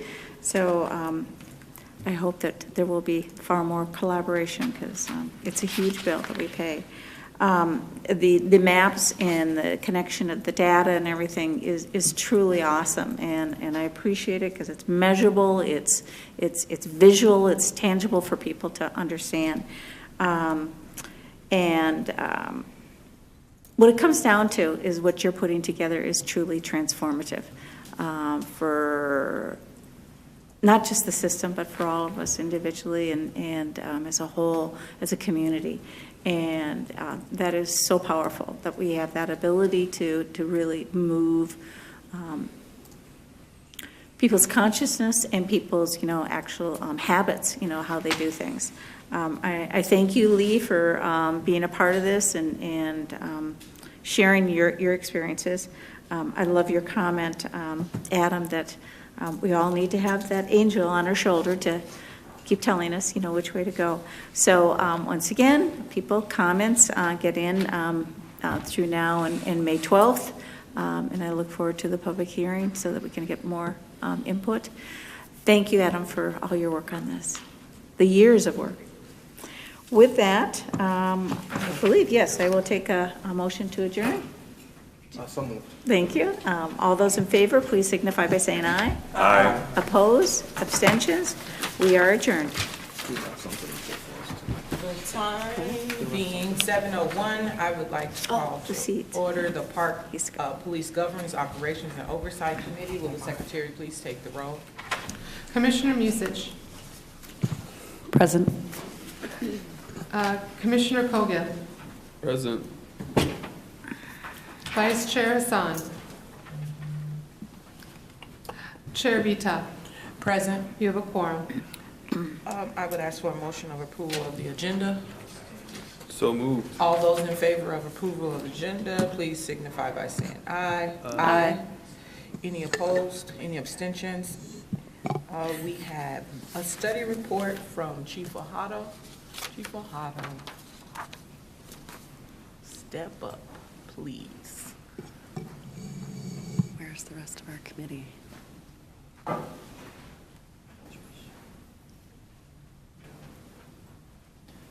Chair Vita, Commissioners, good evening. Tonight I have a brief study report for you that walks you through some Park Police operational updates that have taken place really over the last 9 months. As you all know, we've been working hard to advance some priorities and make some changes within the Park Police Department. And there are a few things that Superintendent Bangor and I think are worth bringing to the board and highlighting at this time. So as I mentioned, over the course of the last month, we've received a lot of input from community, commissioners, MPRB staff, and other stakeholders about how we do our work. We've listened intently, and this presentation aims to highlight and summarize some of those changes that we've been able to make over the last few months. So I want to start with the easiest one, and it's an update and redesign of our Park Police squad cars and Park Patrol vehicles. One of the things that we heard loud and clear in the learning sessions was that the public was often confused which vehicles belong to the Park Police versus other law enforcement agencies, especially the Minneapolis Police Department. Historically, Park Police vehicles have looked different than the Minneapolis Police vehicles. For those of you who have been in the city a long time, you'll remember that Park Police vehicles were always characterized by a green stripe. So we brought that back. We brought this to an internal work group that included President Bourne, Commissioners Hassan and Vita to provide input. And by the beginning of summer, all of our police squad cars will be marked in the way that's depicted in this picture. And as we continue to replace our Park Patrol agent vehicles, you'll see the graphics that are at the top of the screen. What do you mean? One of the things as the Park Police Chief that I work really hard to do is to make sure that we are putting our resources in a position where they can do the most good.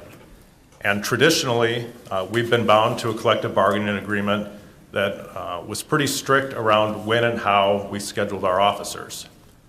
This year, through tough but productive negotiations with the Police Officers Federation of Minneapolis, we were able to come to a letter of agreement that allowed us to have a 12-hour power shift and assign as many officers as we thought appropriate to that power shift. So what that allows us to do is stack the day when we're the most busy with the most amount of officers. So this year, we have a really thin day shift, and a really thin night shift and a really robust power shift, so that we have that overlap between the hours of 11 a.m. and 11 p.m. when our parks are most busy.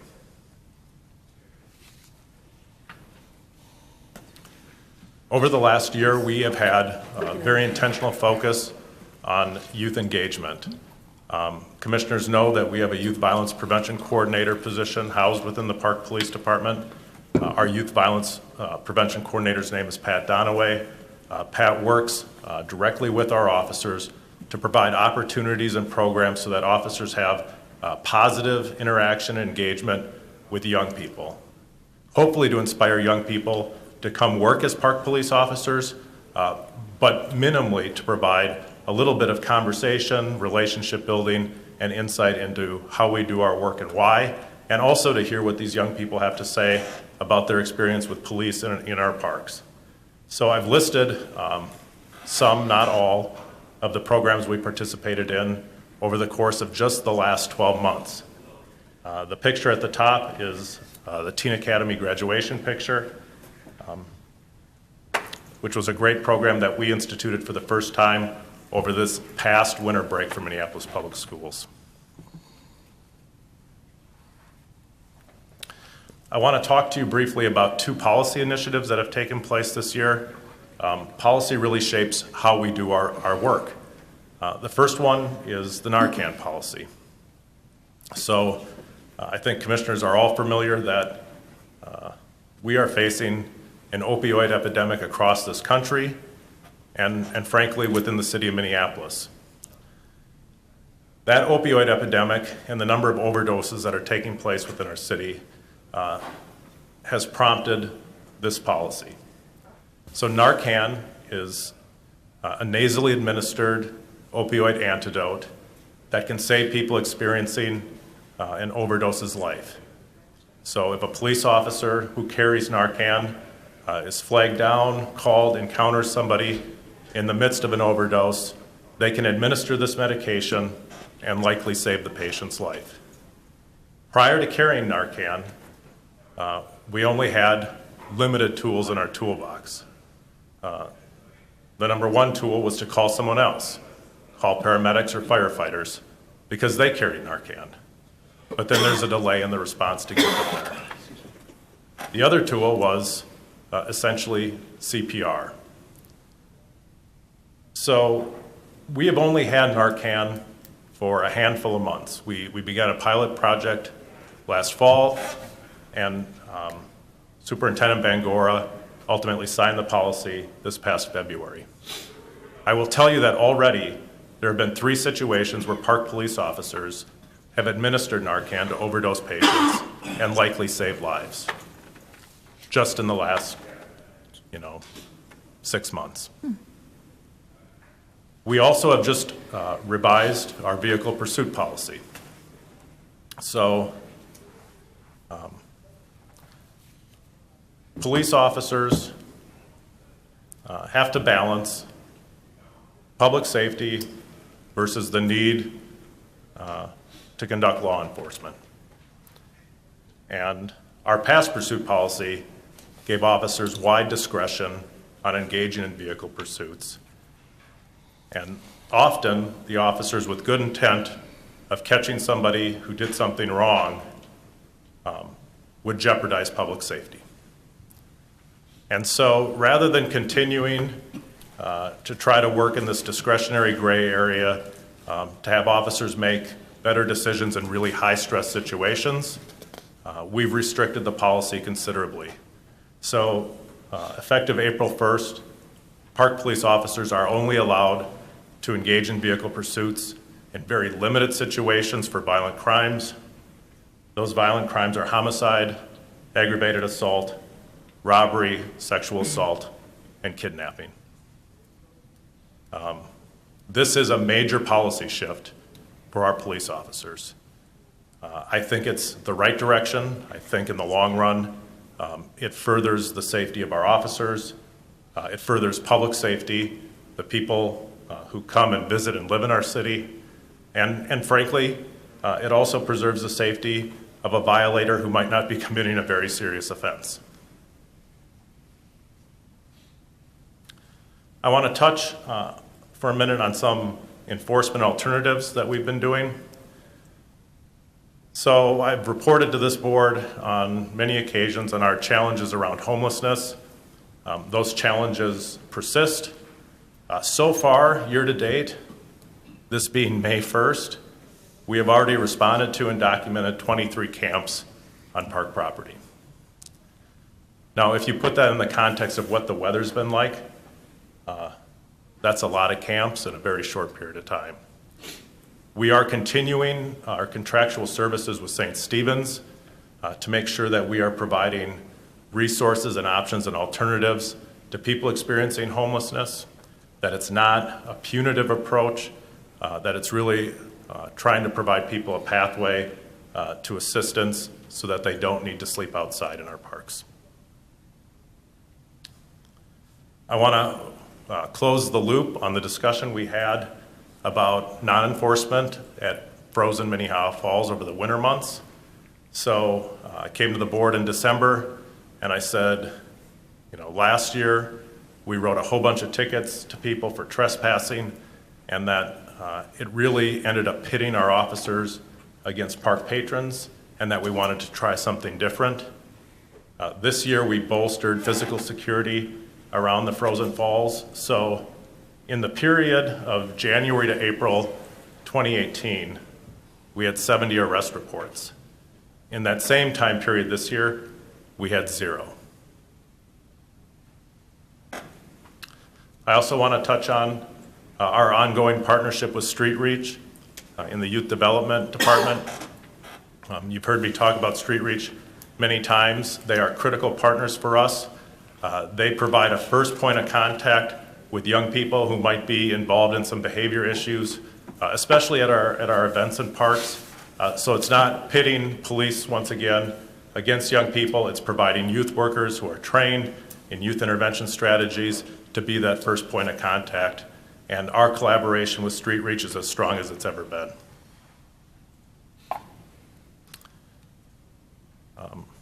Earlier this spring, Commissioner Cogill asked me some questions about diversion, so I thought I'd throw this slide in. Park police do participate in post-charge diversion programs. So if somebody receives a ticket for one of the many offenses that's listed across the bottom of this bar graph, and they meet diversion eligibility, meaning they're likely a first-time offender and don't have a criminal history, they are eligible for diversion through the city attorney's office. So in 2017, 53 of our cases were sent to diversion. In 2018, we had a significant increase, and 69 total cases were sent to diversion. And the breakdown of those diversion cases are represented in the bar graph, with the most being for possession of drug paraphernalia.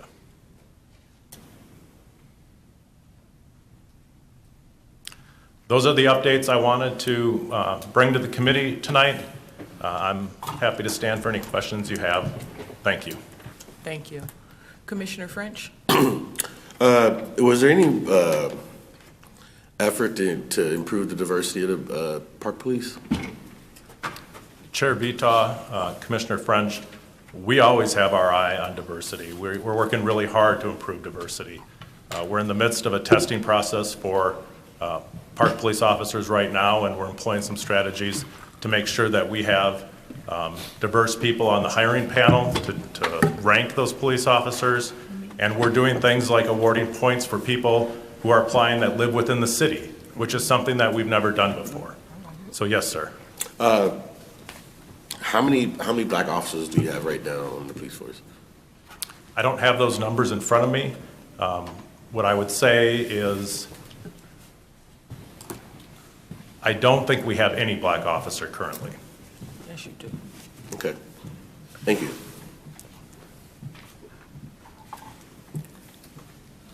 Commissioner Severson? Thank you, Chair Vita. Really happy about working with St. Stephen's. I don't know this for a fact, but I think that's an adult facility. So I think in our last meeting, I encouraged us to reach out to St. Joe's, specifically Hope Street, specifically because it's attached to, or it's not attached, but it's right next to McCray Park. And I would love for us to build a partnership. Specifically, I know there's lots of teens sleeping in our parks and finding housing in our parks. So I just want to encourage that again, and thank you. Thank you. Commissioner Cogill. Thank you, Chair Vita. I greatly appreciate this presentation and love the specific policy steps that have been brought forward, so thank you for the presentation. And for the statistics on diversion issues, I am wondering about a couple of items. I know this is just where we're at right now, but two things just to be thinking about. I'm wondering if we're getting an update on this again, I'd love to see something around how often police are driving on parkland, or just even a rundown of why that is happening and potential solutions or ideas about changing that, or how to reduce the number of incidences of that. It's something that I hear a lot of from my constituents, so just getting a presentation on the why and the how would be helpful. And then the other is panhandling solutions. I'm wondering if that's something that comes up a lot, and if that's just an ongoing issue, or how that's dealt with as from an enforcement perspective, and how that kind of connects to, people who are experiencing homelessness in our parks. If you have any thoughts about that.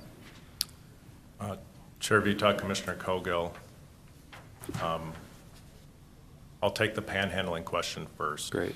I would say approximately 15 years ago, there was a Hennepin District Court decision that basically said panhandling was not illegal behavior. It couldn't just arbitrarily be prohibited, and that was a violation of the First Amendment and people's free speech. And so from that point on, there has not really been at least an enforcement strategy around panhandling. There are some issues around obstructing traffic, when panhandlers come into traffic lanes and approach cars, that behavior can still be illegal. But standing at a corner with a sign asking people to give money is not, although it may be a livability issue, it's probably not a violation of law. And it is a livability issue that can be challenging. As far as driving on parks, especially this time of year when the turf is so wet, we direct our officers not to drive on turf at all unless it's for an emergency. Now, with that being said, I have been alerted over the last couple of weeks of other law enforcement agencies driving on turf, and we have taken that head on. We've had discussions with supervisors and command staff to make sure that their messaging is consistent with our expectations and our messaging. Thanks. President Bourne. Thank you, Chair. Thank you, Chair Vita. Thank you again, Chief, for the report. I wanted to just applaud you and the superintendent for your initiative on the pursuit policy revisions. I know that we had a conversation with Colonel Langer at the State Patrol a few months back around some of our concerns around that, so I'm glad to see our department leading by example there. I also just wanted to point out, I think commissioners are aware of this too, but the chief was asked by the colonel to provide some situational awareness training around pursuits in urban areas where there are, within 6 blocks, you're going to have a park and you're likely to have kids around, and just some increased situational awareness around that. So I think that's something we should all, as an organization, be proud of. And so thank you for leading by example there. I'm personally a little torn. I can't believe I'm saying this, but I'm a little torn on the vehicles on turf, because I understand, I don't remember the exact number, but at any given time in the city of Minneapolis, there aren't a lot of park police officers just out in the field. Do you know, can you tell me ballpark what that number is during a day, how many folks are in the city? I would say in the height of the afternoon, we'd probably have about 7 squad cars. So that's 7, and a lot of times they're, And they are, the precincts are similar to we mirror the patrol precincts, which are very similar to our park commissioner districts.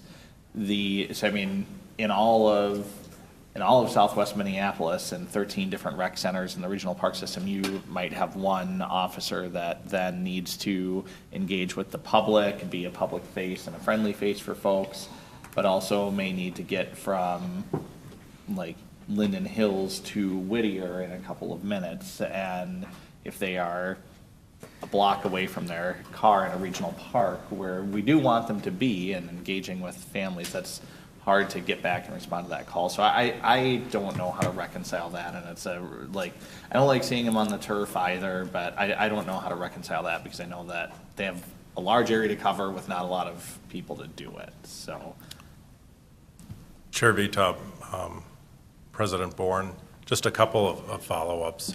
I'm happy to report that I was able to attend my first district meeting with the State Patrol, and they are very receptive to the message that I'm bringing. They are also contributing 2 counselors this year to our safety camp. So that's something new, and we'll take all the help we can get. In addition, they're also participating along with the Office of Traffic Safety, providing an educational booth at Juneteenth this year, mostly around child restraints and making sure that kids are protected in cars. So those are exciting things that have come out of that discussion. With regards to driving on the turf, there probably cannot be an all-out prohibition on officers driving on turf. What we need to do is create sort of a decision matrix for them on when and how that happens. And, so that we're not driving through crowds of people, we're not disrupting picnics or sporting events and all of those things. And we're working on that right now. Thank you, Chief. Vice President Hassan. Thank you, Vice Chair, Chair Vita. And well, the question I have for you, I think it's shameful and park police that's not reflecting the community that they serve. Personally, I could be wrong, but and back to the incident that happened in Minneapolis, I can let this do until we find someone. It's hard to see a park police and Cedar Riverside in South Minneapolis, the most highly populated youth, yet they can't find someone that looks like them or someone that they can communicate with them. So what are we doing, or Chief, what are you doing to get that trust back with the community? What's your plan for this year? And I'll follow up with the question that Commissioner French asked about how many black police officers in the field are working. He said 0, to my understanding. Chair Vita, Commissioner Hassan, the question that I heard Commissioner French ask me was, how many African-American police officers do we have? Our park police force is about 17% officers of color. Our park patrol agent cadre is about 50% employees of color. The challenge around being able to hire officers of color is really related to the licensing requirements that candidates need to have before I can consider hiring them. And I'm working with Superintendent Bangor right now on our racial equity action plan for the next 2 years. And one of the things that we're doing in that racial equity action plan is creating what I would call an apprenticeship program, where we are going to take young people, probably recent high school graduates, provide them employment, and then put them in an apprenticeship program where we will pay for them to go to school, pay for them to become licensed eligible, and work with them to get their peace officer license. And then at that point, when they're licensed eligible to become a police officer, we will hire them as a park police officer. This is a long-term investment. There is not a significant number of people, not a significant number of African-American candidates in the candidate pool who want to come and work here. And so that is the challenge. It's a challenge that we recognize and that we're committed to, and that Superintendent Bangor and I are working on very closely together. One other question, then what are we doing with the patrols that are African Americans? How can we help them succeed so they can become officers? because they're already in the system, how can we help them to make sure they get the license and have the right criteria to meet? So, Chair Vitak, Commissioner Hassan, we've traditionally hired police officers in two pathways. One is the traditional recruit that has gone to college and has passed a licensing exam and is eligible to be licensed by the state as a police officer.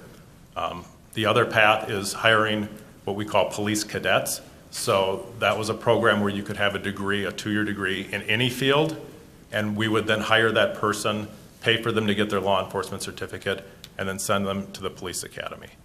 One of the barriers that some of our park agents have had is meeting the conditions that are additional requirements to being a police officer from park agent. And frankly, one of those requirements is the physical agility testing that we do that's also required by the state of Minnesota Post Board to become a police officer. So, but what can we do? Is there resources that we can provide for them so they can stay in the system and become officers? So, Chair Vitak, Commissioner Hassan, they're not leaving. We are not pushing them out of the system, right? Their employment as a park patrol agent is their employment as a park patrol agent. We are hopeful that they will be able to be very competitive in the police officer hiring process. We give additional points for things like having a certain number of hours as a park patrol agent, for being a Minneapolis resident, for having experience in a positive situation with young people. Those are all things that we are rewarding in the hiring process. But at the end of the day, I need candidates who can be competitive candidates. I can't do this for them. What I can do is provide them some tools, advice, direction on how to get there, and we're doing that. Well, the reason why I'm asking this question is I've talked to a lot of patrol ops, patrols that wants to succeed and be in the become a police officers for the park board, but they said that they don't meet, some of the qualifiers that you're saying. But we as a board, we try to keep them in the system. And usually what happens, some of them actually left the patrol and find another job, different cities that I know them personally or that I talk to. But yet what I'm trying to figure out is if there's a resource that we have to provide for them, or the question I'm asking you is not clear. I haven't got the answer that I'm looking for yet, is what can we do to make sure they get the resources or the trainings they need to meet? So, Chair Vitak, Commissioner Hassan, if there are specific people that you would like to talk about, we should do that probably offline. What I would say is that in general, park patrol agents who have problems becoming police officers struggle in one of a few different categories. One is the physical fitness and physical agility tests that they're required to take. We are required by the Post Board to make sure that we're providing a physical agility test. There are additional background requirements that police officers go through. So the scrutiny of a background for a police officer is regulated by state statute. The background for a park patrol agent is not. They have to competitively test amongst all other candidates, so they have to score high enough to be considered as a finalist. So, like I said, if you want to speak about specific candidates, we should do that offline, but those are some of the issues that park patrol agents have encountered when trying to take the next step to become police officers. No, I wasn't here to speak in specifically or individual, but I just want to make sure our police patrol succeed and they have whatever it takes to, and not just in the police department, but also in every department in our park system. Usually what happens, it's hard for people to move on in our park system, and that's what I'm trying to figure out and see what we can do to make sure they get everything they need to succeed. And Chair Vitak, Commissioner Hassan, what I would say is that hiring police officers is extremely complex, and it's different than almost any other employee that we hire. And it has to do with the regulations that are codified in state law around licensing requirements and how police officers are hired. Thank you. Commissioner Forney? Thank you, Chair Vita. Thank you for the report. Really Chief Wahada, a lot of good things to applaud you on. Good work. I don't know if you've been doing this every year, but I really look forward to next year and how this, the Police Oversight Committee dovetails into that, and hope that that will make even more productivity for you. One of the curious things that you said is that in the situation of Minnehaha Falls, that, if I heard you correctly, that you found that punitive actions had a more, it wasn't a positive, productive thing. Is that just your experience, or is there some studies on that? You know, as far as, you know, when we ticket, you know, whatever. It seems to me that, you know, like with, on our bike paths, that's one thing that you wanted to discourage, was ticketing everybody if they were going over, you know, 10 miles an hour, the smoking in the parks, things like that. Can you share a little bit more of that experience or understanding? Chair Vita, Commissioner Forney. There is an important distinction between the letter of the law and the spirit of the law. And in the case of frozen Minnehaha Falls, we have park patrons who are coming to one of the most iconic places in the state of Minnesota to take pictures of a beautiful natural feature. And I don't think that it's, from a public relations perspective, ideal to have park police officers confronting park patrons trying to do something like that in an enforcement way where they're going to get a fine and have to go to court and all of that. If we can physically create boundaries that allow them safe access, right? The solution, the problem that we're trying to address is safety. We're trying to prevent people from hurting themselves. And if we can do it in another way, other than writing 70 tickets, that's what we should be striving for. Not just as a police department, but as an organization.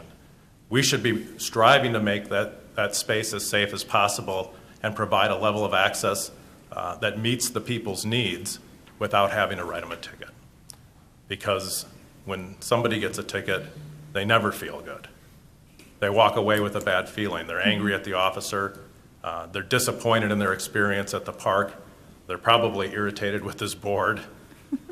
That is not the customer service experience that we are trying to have with our park patrons. Thank you for that clarity. Commissioner French? I wanted to kind of talk about the lack of black officers in the police department. You went back and you said officers of color.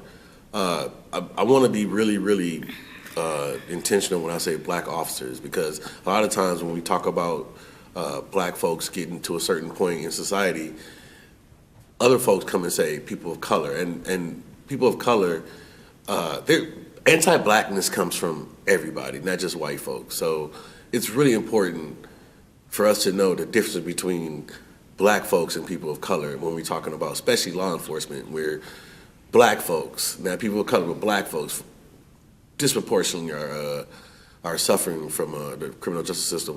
One question I have to ask about the Falls is, who are these people getting tickets before? Do we track what color they are or what ethnicity they are? Did we just decided that we're not going to give tickets to folks who are breaking the law? Chair Vita, Commissioner French, I don't have the racial demographics of the people who were cited at Minnehaha Falls. If there were police reports written that accompanied those tickets, we would have that information. I don't have that information. My experience as a 23-year park police employee who spent almost all of that time working in South Minneapolis is that Minnehaha Falls is accessed by many people from many different cultures. I'm just really concerned that we have decided to stop. And don't get me twisted. I'm a person that doesn't think we should have super punitive actions for everything. But I'm concerned that we've decided to discontinue punitive actions in this park when other parks may be having some maybe similar issues, and the punitive actions haven't been discontinued, and that's my concern right now. Like that part of town has a different shade. Chair Vita, Commissioner French, the enforcement that we stopped was around trespassing citations for people accessing the frozen Minneapolis Falls. We do not have any other feature in our park system similar to that where we are writing trespassing tickets. Okay, thank you. Any others? So, first off, I want to say thank you, Chief, for doing this presentation. I know that we talked about it a while back, so I'm happy that you finally shared what's going on with the entire board. Also, I want to say thanks for reaching out and asking me to serve on the exam panel. I think that is a step towards something different. Your commitment to change and like what the future looks like for the police force means a lot to me. You're open to new ideas. You're open to what the community has to say. Sometimes it takes a little time, but we get there, right? Like it may feel different in the beginning, but you've been great to work with on looking at these changes, particularly the police cars, the park police cars. That was something that you said to me right away. We can change it. There's no reason to even have a further discussion about it. The cars have been different in the past, and I mean, I can see I know who to wave at now. The cars have a big green strip on them, and I see them going by my house, and I'm like, oh, there's park police officers. So it's really good that they're standing out in a different way. I hope that the community see that the cars are different, and this is a park police officer, and if we have people questioning which officers are doing what, that they know, like just based on that strip, that these are, that nice green color, that these are park police officers. Also, you and I had a conversation about the power shifts, and I was like extremely confused, like, well, they're working more, and this is like harder, and you really sold me on how this would be better for us to serve, better for them to serve in our parks during this time. So I'm really excited about seeing the outcomes of the power shifts. And then I've had the opportunity to meet and talk with Pat quite often. I think he's great in the role that he's in. He's always out there working with the community and young people and trying to bridge those relationships. And so job well done to Pat and your team in general. I think that's why it's important for me to come to the ceremony tomorrow, to speak to new officers, old officers, and let them know. They can hold me accountable because I'm going to hold them accountable. So I look forward to tomorrow. I like the police pursuit policy. That's a great step towards something much better than what we've seen in the past. I'm just really excited about moving forward and being the chair of this committee because I know you and your team are committed to doing better. And I'm so happy to be a part of the better of our park police. Thank you. Thank you. Any further discussion? Those in favor of adjournment? A motion to adjourn. So moved. All those in favor of adjournment, please signify by saying aye. Aye. Aye. Any opposed? We are adjourned.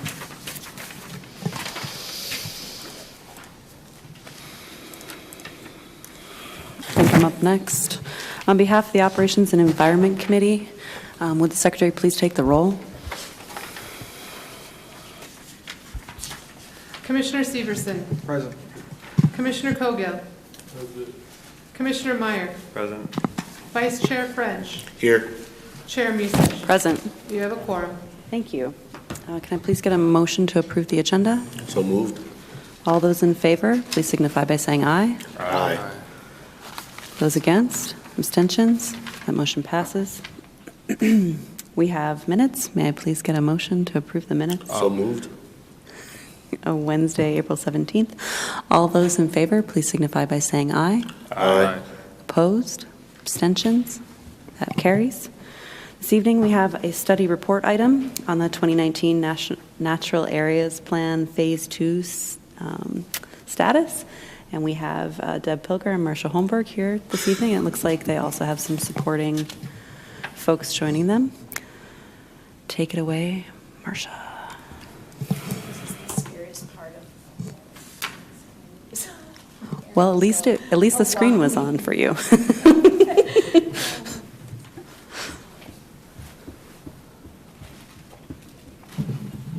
Chair Musich and Commissioners, I'm here tonight to give you an update on the Natural Areas Plan, and with me are Kim Chapman and Doug Menzing from Applied Ecological Services, who are our contractors working on this project with myself and park staff. Prior to Kim and Doug's presentation here, I'd like to just give you a little recap of what we're doing with currently my role with the natural areas from 2005 until the present. In 2005, environmental management got their first work crew of seasonal employees that were just designated to work in the natural areas. A lot of things have changed since that time. But what we have been doing consistently since that time is management of a couple of different types of natural areas. The first is what we have designated as remnant natural areas, and this is a picture of our comprehensive plan that we are currently working under, and there are about 9 remnant plant communities in the park system. That would be areas like along West River Parkway, Worth Park, and some areas up north of the Worth Park around Eloise Butler up towards what is now the ski area. So they're all in the comprehensive plan and designated. We're also managing planted natural areas, and those planted areas are pictured here as the Cedar Lake Regional Bike Trail, where we have a tall grass prairie planted. And North Mississippi Regional Park is another area that we've developed as a planted natural area with prairie and prairie pothole area north of the visitor center. We are currently operating under the technology of a vegetation database that was designed for the park system by Superior Consulting. It worked extremely well. It documented all of our funding, all the work activities, gave little mini management plans, like this site report that's pictured here, for the different natural areas that we have been managing in the park system. We worked with the vegetation database to document what we've done in these areas, and also this photo with the pretty colors is the Minnesota DNR land cover classification system. And what this will do is show us the different types of plant communities and actually the land cover of the city. So you see the purple area is the residential areas, the green and the darker purple are natural areas along West River Parkway, and 36th is shown here. What we are doing now with our natural areas plan, there was a phase 1 where we did more of a desktop exercise, and Kim and Doug will explain that. This kind of stemmed from our budget performance goals. We did a phase 1 where we began developing some management strategies and mapping. And in phase 2, where we're working now, we are working at assessing those areas. We're physically having people go out into the field and look at the areas to confirm that the desktop exercise was correct. The natural, what is showing up as an oak woodland is really an oak woodland, and looking for the plant communities that are there. If there may be rare plants or large assemblages of native plants, we're making note of that. So the phase 2 is the assessment and developing management reports on the natural areas that we currently have in our park system. So with that, I am going to call on Kim Chapman from Applied Ecological to give you an update of the phase 2 and where we're at in the work that they've been doing in the field. Good evening, everyone. Thanks for this opportunity to share with you the very exciting work that you folks are sponsoring. and which your very able staff are carrying out with our help.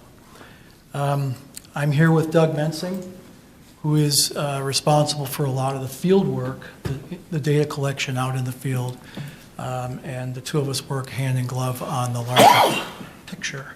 So you have about 2,800 acres of natural areas in your system. And what this project is all about is trying to figure out just what you have, what its condition is, and what can be done to increase its integrity now and its resilience in the future, despite all the changes that we know are coming our way. And so you can tell it's a super important project for you folks to be sponsoring, as you are. I'm going to talk about just a little bit about phase one, and then get into the meat of it, which is the phase two project we're involved in right now, and tell you a little bit about what we've discovered during this second phase of the project. So as Marcia first indicated, we are just expanding and deepening the work that she had begun back in 2005. The first phase of the project started in about 2 years ago, and we got through that project, and the goals being to basically create a classification of habitats for you using your specific conditions, as well as a ranking system that is actually part of a national ranking system for evaluating ecological conditions in each of your prairies and forests and wetland areas. In addition to that, all of those data were brought into a GIS system, which now you have and is operational and being used. There was a preliminary overview of your field conditions, just to confirm that the classification was working and that the ranking system was working, and to do some other adjustments before we moved into phase two. The phase one report, this is the cover of it that you see, and that is available to all of us now online if you would like to go and look for it. Here's an example of the product of your phase one. Each of those on the right hand, well, this is a familiar place to us all, Theodore Wirth Park. Off to the right, if you notice the maroon colored polygon on the left hand side of that red box, that is the beloved tamarack bog. So in phase one, we mapped all of these different features in your parks and began to develop the classification of it. What we found was about a third of your park system is in some kind of a dry mesic to mesic forest state, where we can actually identify the native trees and ground layer plants that exist at those locations, so we know it's a long-standing plant community. It's been there probably for at least a few hundred years, if not longer in some cases. And you have about 300 acres of something called altered forest. These are forest areas today, but 60 to 100 years ago, they were either a cornfield or a pasture, or they may even have been a savanna or a prairie. And in that time, a number of tree species have invaded them, things like box elder, green ash, American elm, lots of buckthorn at these locations as well. So let's talk about phase two. This work started last summer. The big difference between this project and the previous one is we're collecting detailed data inside each of those plant community polygons, recording that, doing a better job of assessing what the conditions are so that we can turn that into management recommendations for specific locations in your park system. And of course, once we have the recommendations, you can begin to talk about scheduling and how much time it's going to take and the cost to implement this type of work. So the goals of this second phase is the field inventory, the assessment, make sure the boundaries of these polygons are correct, make sure we know what is inside each of them, and make the recommendations for long-term management of these locations. I'm going to talk about something called a management brief in a moment. The management brief is going to be the delivery tool to the staff so that when they go out into the field, into one of these locations, they will know what the overall assessment is for that location and be able to then implement the management activities consistent with the goals for that particular location. And I'll show you that in just a moment. So the field inventory work, which began last June, was intended to, as I said, make sure the classification was correct for each location that we have mapped, get the boundaries correct, give it an ecological rank. It's an A through D scale. A, excellent condition, D, poor condition. Those carry a lot of weight. If you're in poor condition, D, it's going to take an awful lot to increase the viability of that location, the biodiversity of that location, a lot of effort and time and money. If you're in excellent condition or good condition, a lighter touch is needed to secure the current conditions of, say, a prairie or a savanna. Just a little bit of removal of invasive plants and a prescribed burn, and you're off and running in terms of long-term maintenance of that site. Invasive plant species at each location are noted. Their abundance is noted, and their distribution. Are they clumped over here, or are they distributed throughout? That is very important, because then by clicking on any one of these polygons, you'll be able to say how much work it would take to remove buckthorn from this location versus this location, because you have the data attached to those locations. There's some other minor features that we're mapping where you have seeps and springs, where there is erosion, and then, of course, all of these places are photographed in the field. Where have we completed the work thus far? So in 2018, the polygon that you see there, that ellipse, that's where the inventory work has been completed. Is that correct, Doug? Yes, and Doug would know because he has visited most of those areas, if not all. So we have a little more than half of the way to go in 2019, and we'll be done with the field work. So I'm just going to show you an example of what the data look like on the ground. So here's the gorge, Mississippi River Gorge. We accelerated the inventory in this area because there was a master plan going on, as you all know, in that area. We wanted to have the data available so that the master plan people could take that in and use it with their other data on recreation and visitorship and things like that, infrastructure needs.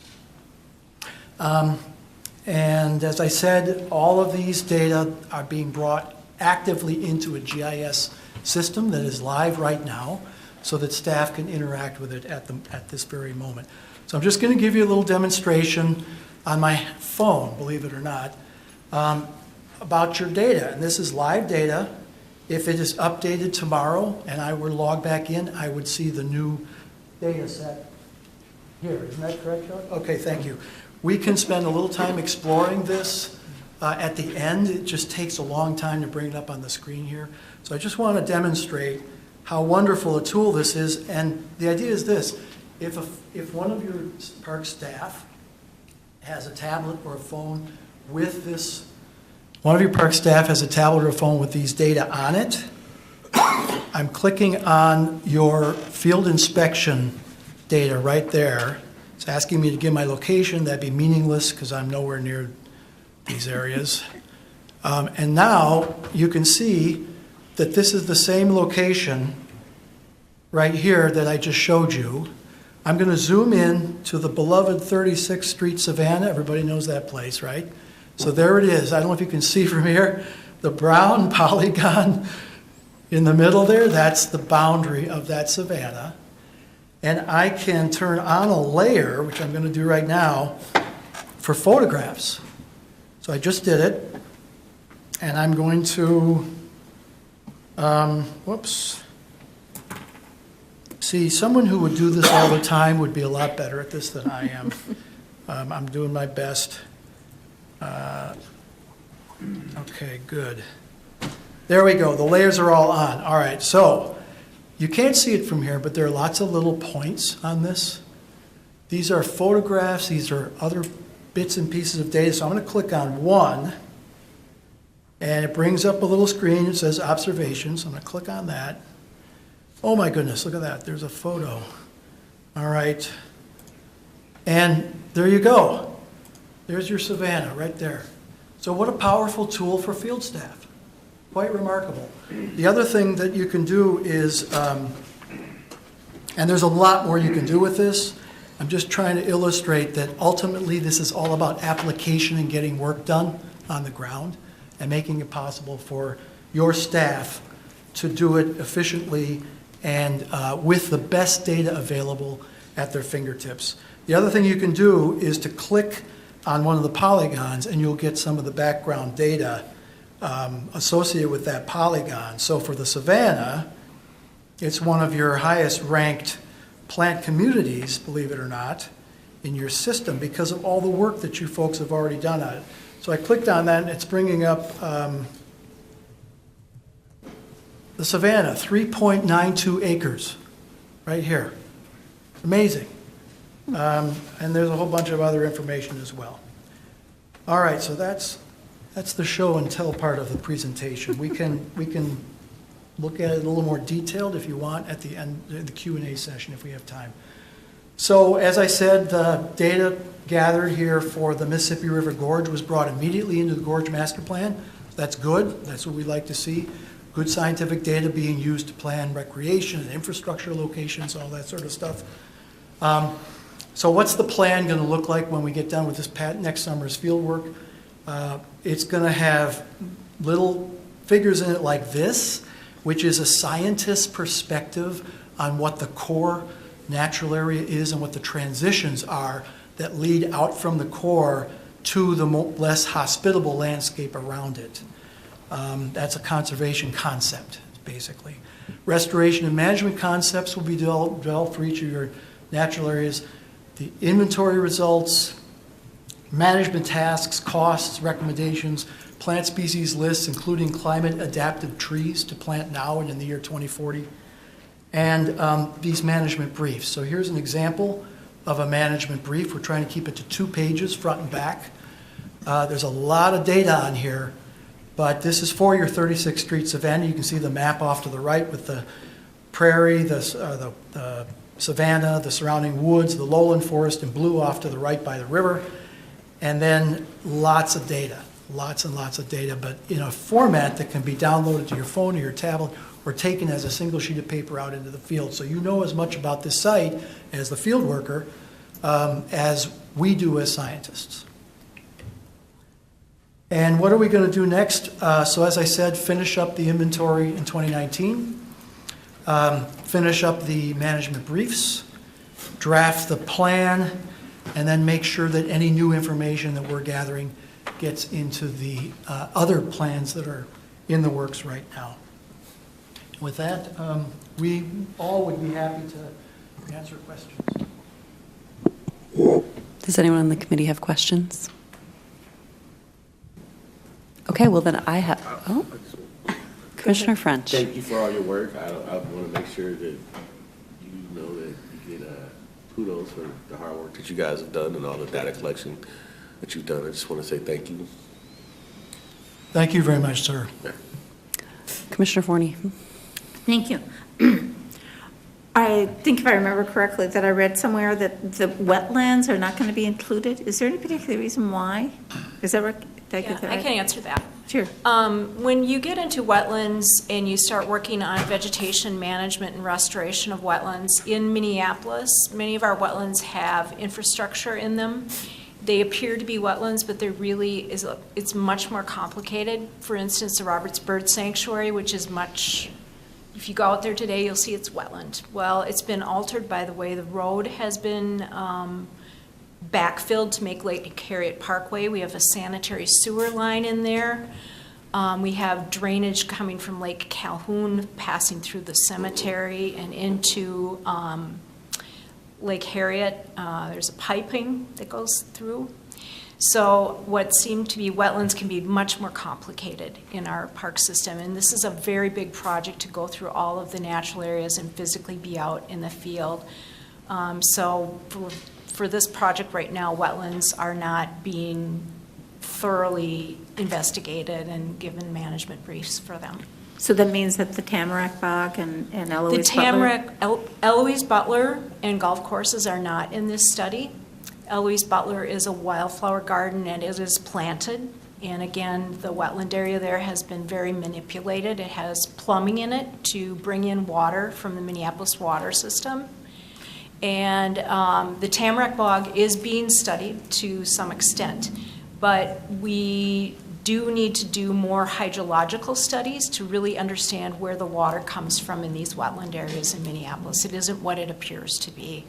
So it's a much more detailed thing. I can see that coming on in the future if we choose to do more research and do some modeling with the different, like there's inputs of groundwater, surface water in the wetlands off of Glenwood Parkway. It's a bit more complicated than what we can handle with this short time frame that we have for this study. It's unbelievably awesome. I just love the interactivity. Thank you for demonstrating it. I doubt it's that not- I'll get to that point that I can do It's hard it. to see on the phone, but we could launch it on GIS Online is what we're working with. And it's a it's just- web-based application. It's just incredible, and I mean, It is whatever. amazing. I'm not a geek, but all those geek kids I think are going to be playing. It's kind of like geocaching, Yeah. whatever. There'll be discovery. So thank you very much for all your efforts. President Bourne? Thank you, Commissioner Musich. Ms. Holmberg, and thank you for the presentation. I just want to make sure that a confirmation for me that this work is happening, that we're reconciling all of the work that's happening across the organization, and that our right hand is knowing what our left hand is doing. When I looked back at this slide that had the sample management area plan that had a bullet point list of strategies, there was a sample item of like spray treatment with a non-glyphosate herbicide. I know that we have a committee with a specific charge right now that is looking at transitioning away from more than just glyphosate, and they're looking at transitioning away from a larger amount of herbicides in that. So I just want to make sure that that work is happening in conjunction, and that again, just both hands know. I can answer that. I am more than aware of the glyphosate moratorium and the work that the pesticide committee is doing. I have contributed to that extensively. I would just like to say that we are not going to be making recommendations that are just one type of recommendation. For instance, we did a lot of work on the Mississippi River Gorge when the AES staff went out and did an assessment of the gorge. We were happy to find out that the concentrations of buckthorn along the gorge were up along the trail system and also down below. So what this means is if we've got a strip of buckthorn, how we've been managing it along the Mississippi River Gorge is by maybe just going by once a year and doing a mowing. And it would be more of a mowing with what some call a ditch mower. You can take heavier stuff and cut it in an appropriate way. I've been actually doing that physically with Conservation Corps staff and brush saws as best we can. We do have some capability with our equipment to do that in certain areas, but that is a non-herbicide treatment that we've been doing to control the buckthorn. And I was very pleased to find out that it is just along that upper edge. We've been trying for sure since about 2010, myself and the Conservation Corps crews that I have, as we can do that, cutting it back to control it from seeding into other areas. Right. Yep, I was here on April 17th and January, and so I'm well aware of that. So if this board, if that committee does make some broader recommendations and this board adopts those broader recommendations, the work that you have here can easily integrate those recommendations is what I'm hearing. Right. We have to work with where we are at right now with the park board. We have a contract that's been in place since 2017 with AES. We were working, we have the glyphosate ban, we're aware of that. There will be multiple recommendations made for different areas. Prescribed burning is also, you know, that's a management tool, prescribed burning and mowing for prairie areas in addition to herbicide applications. So, Thank you. yeah. Commissioner Cogill? Thank you, Chair Musich. My question, thanks for the Esri advertisement. I'm wondering what the longer term implications of that would be. Is that something that the Park Board already has as a tool? Is that something that would have to be required to be, I don't know, would that be purchased? We or what? do have it as a tool. Just recently, we hired a GIS technician. And this is the first person we've had on park staff who is solely dedicated to GIS technology. So he's just getting on board. I think he's maybe been here for less than a year right now. So he's getting that whole system set up where we can get into ArcGIS online. The information that Kim was showing on your phone can be done through an application with Arc Collector for the phone. It cannot be used very smoothly right now because we still have to get, the Park Board changed its GIS system a couple of years ago from City of Minneapolis hosting it to the Park Board having their own host. And we've had to kind of reinvent ourselves with that. But it's going much smoother given the fact that we have a staff person dedicated to just that activity now. So. Okay. We're getting there. Okay. But it would be something that might be, I guess I'm asking because I'm wondering if we're committing to moving in a direction of utilizing that would require us to purchase substantial additional expertise. Right. Right now, where we're at, using the tablet and the phone in the field, as Kim was explaining, is not something that's accessible to all staff. Gotcha. Just the GIS users, which it's a small subset of people, and actually what Kim is using, it's just really a couple of us that are using that right now, and that's environmental management staff. So. Thank you. Mm-hmm. Okay, wonderful. Well, now I have questions for you. When we talk about natural areas management, I had been thinking about this as encompassing naturalized areas as well, places where we've gone in and we've converted lawn areas into a natural area or where nature has done that for us. Did I misunderstand that that's included in the scope of this work? Areas such as like North Mississippi Regional Park, where we planted a prairie in that area. That will have a management brief because we have an investment in that area through the grant funding and all the activities that we have been putting in to maintain that area. So that will have a management brief.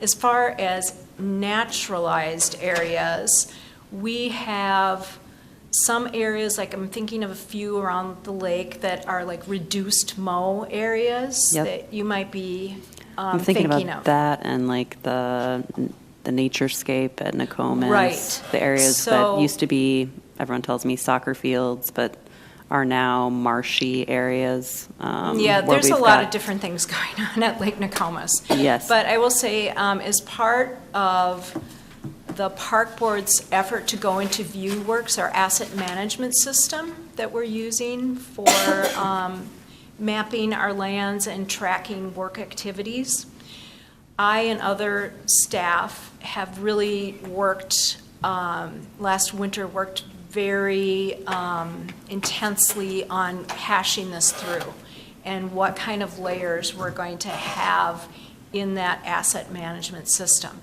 So we're going to have natural areas layers, which is what Applied Ecological has made maps for us, GIS maps, layers for. There will be reduced mowing areas, and these are areas like, for instance, Lake Nokomis. We have mature oak trees and steep slopes that get mowed once a year. That's a different management type, a different land type. It's maintained by our maintenance staff and not environmental management. And then Eloise Butler is a garden, so that is in a garden mapping system, a garden layer in our view works. So, is that answering your question? Is that kind of? Kind of. We can follow up about it later. Yeah. The other question I had was around where we go after this phase is done. So the way that I've been following this is that after this piece is done, we really ought to be in a place where we're ready to start creating vegetative management plans. Do we have a feel for how much more work is going to be necessary internally before we get to the point where we have those for all of these spaces? Well, we will have the management plans for these spaces. So for the River Road, and we've used that as our example because we did that for the master planning process. You have the whole river corridor, which is an oak forest. But within that, we've got like the smaller area at 36th Street, which is prairie savanna. So we'll have an oak forest management discussion of how that can be managed in our park system, as well as an individual plan for just that savanna, because it is unique. So there will be those kind of two different types of management plans, like a larger one for these larger areas, so we know how to manage an oak forest. We're also working to do pricing. So how much per acre could it be to get something from maybe a C quality up to a B quality in the work activities that it would be included in that effort. Okay. So. And so for the master plans that we have that call for either expanding or implementing naturalization, are we trying to interface the work that we're doing through the Natural Resources Management Plan to those existing master plans? That is a different type of thing. That's more of if you're turning like what we currently have is mowed turf into something like a prairie. That is a different type of work activity than just a prairie naturally occurring. So we're looking more at the naturally occurring vegetation. Okay. And I would just say that if you are going to do a naturalization, like I know the Nokomis Hiawatha plans have a lot of naturalized areas, and some of the north side service areas have natural areas listed. Yeah. But they're really taking like what turf we have and turning them into something that has native plants in them. It's a different type of work activity, which would involve, like how we did the work up at North Mississippi is we want to turn what was once houses and, lawns into a prairie, and you're going to do this, this, and this step. So that's different than what we're doing with this natural areas plan. Yeah. Chair Musich, the Lake Nokomis is a great example because the mapping of natural areas there, as you can imagine, is fairly limited. Yeah. On the other hand, the limited mow areas on the slopes where the big oaks are, that is a layer that you have mapped and it's being tracked. It is classified by us as something, probably. Prairie. We classified it as prairie? Well, the Nokomis naturescape on the slope. On the slope, okay. So it is mapped as prairie if the trees are very sparse, which they are in places. And then overlaid on that is this layer of minimal mow. So that's a management concept dropped on top of the land cover. But as you all know, as all you commissioners understand, the park master planning process just incorporates all sorts of data. And there are new ideas that emerge from the planning process itself. And so naturalization areas that might exist in the future for Lake Nokomis, we did not bring those into our land cover map because currently they're turf. Okay. And I guess really just I'm trying to figure out how we get to a place where The proposed changes to the system are going to dovetail with how we maintain other similar landscapes within the system, because as part of the South Service Area Master Plan, as part of every regional park master plan that I've been involved in within my district, every single one of those has naturalization components in them. And I've looked at projects we have done in the past to try to either restore or enhance vegetation, and then looking at what they look like now, many years after we've done that work. We and our partners have invested a ton of money in them, and we haven't really managed those spaces, and in some cases they're very similar to what they were when we went in and did work in them. So I'm as a policymaker, I'd really love to see us get to a place where, as an institution, we are making investments and then maintaining those investments to ensure that the value that we got out of them initially is the value we're getting out of them 5, 10, 15, 25 years later as well. So thank you for the work, for the update. I look forward to reading the full report. I'm sorry, Commissioner Forney, you don't get to leave quite yet. Commissioner Forney has one more comment. Go ahead. Sorry, just a couple of thoughts. First of all, I think you indicated that you're mowing over buckthorn, and for somebody who has done buckthorn busting in around Eloise Butler, please don't. I don't know what our policy is on that, but it makes it so much harder to eradicate it. I mean, we have to hand dig it, and it just becomes such a large root ball that it's very, very difficult to get rid of. So anyway, I just wanted to share my own personal experience on that. And then also in your management plan, is lysosate something that is going to be needed? I couldn't really answer that because at present, we have a bunch of different land types. We have prairies, we have woodlands in there. We are not going to be having glyphosate recommended in our natural areas plan given the moratorium. Okay, thank you. Thank you both very much. Really appreciate you being here tonight. We don't have anything else on the agenda, so I would entertain a motion to adjourn.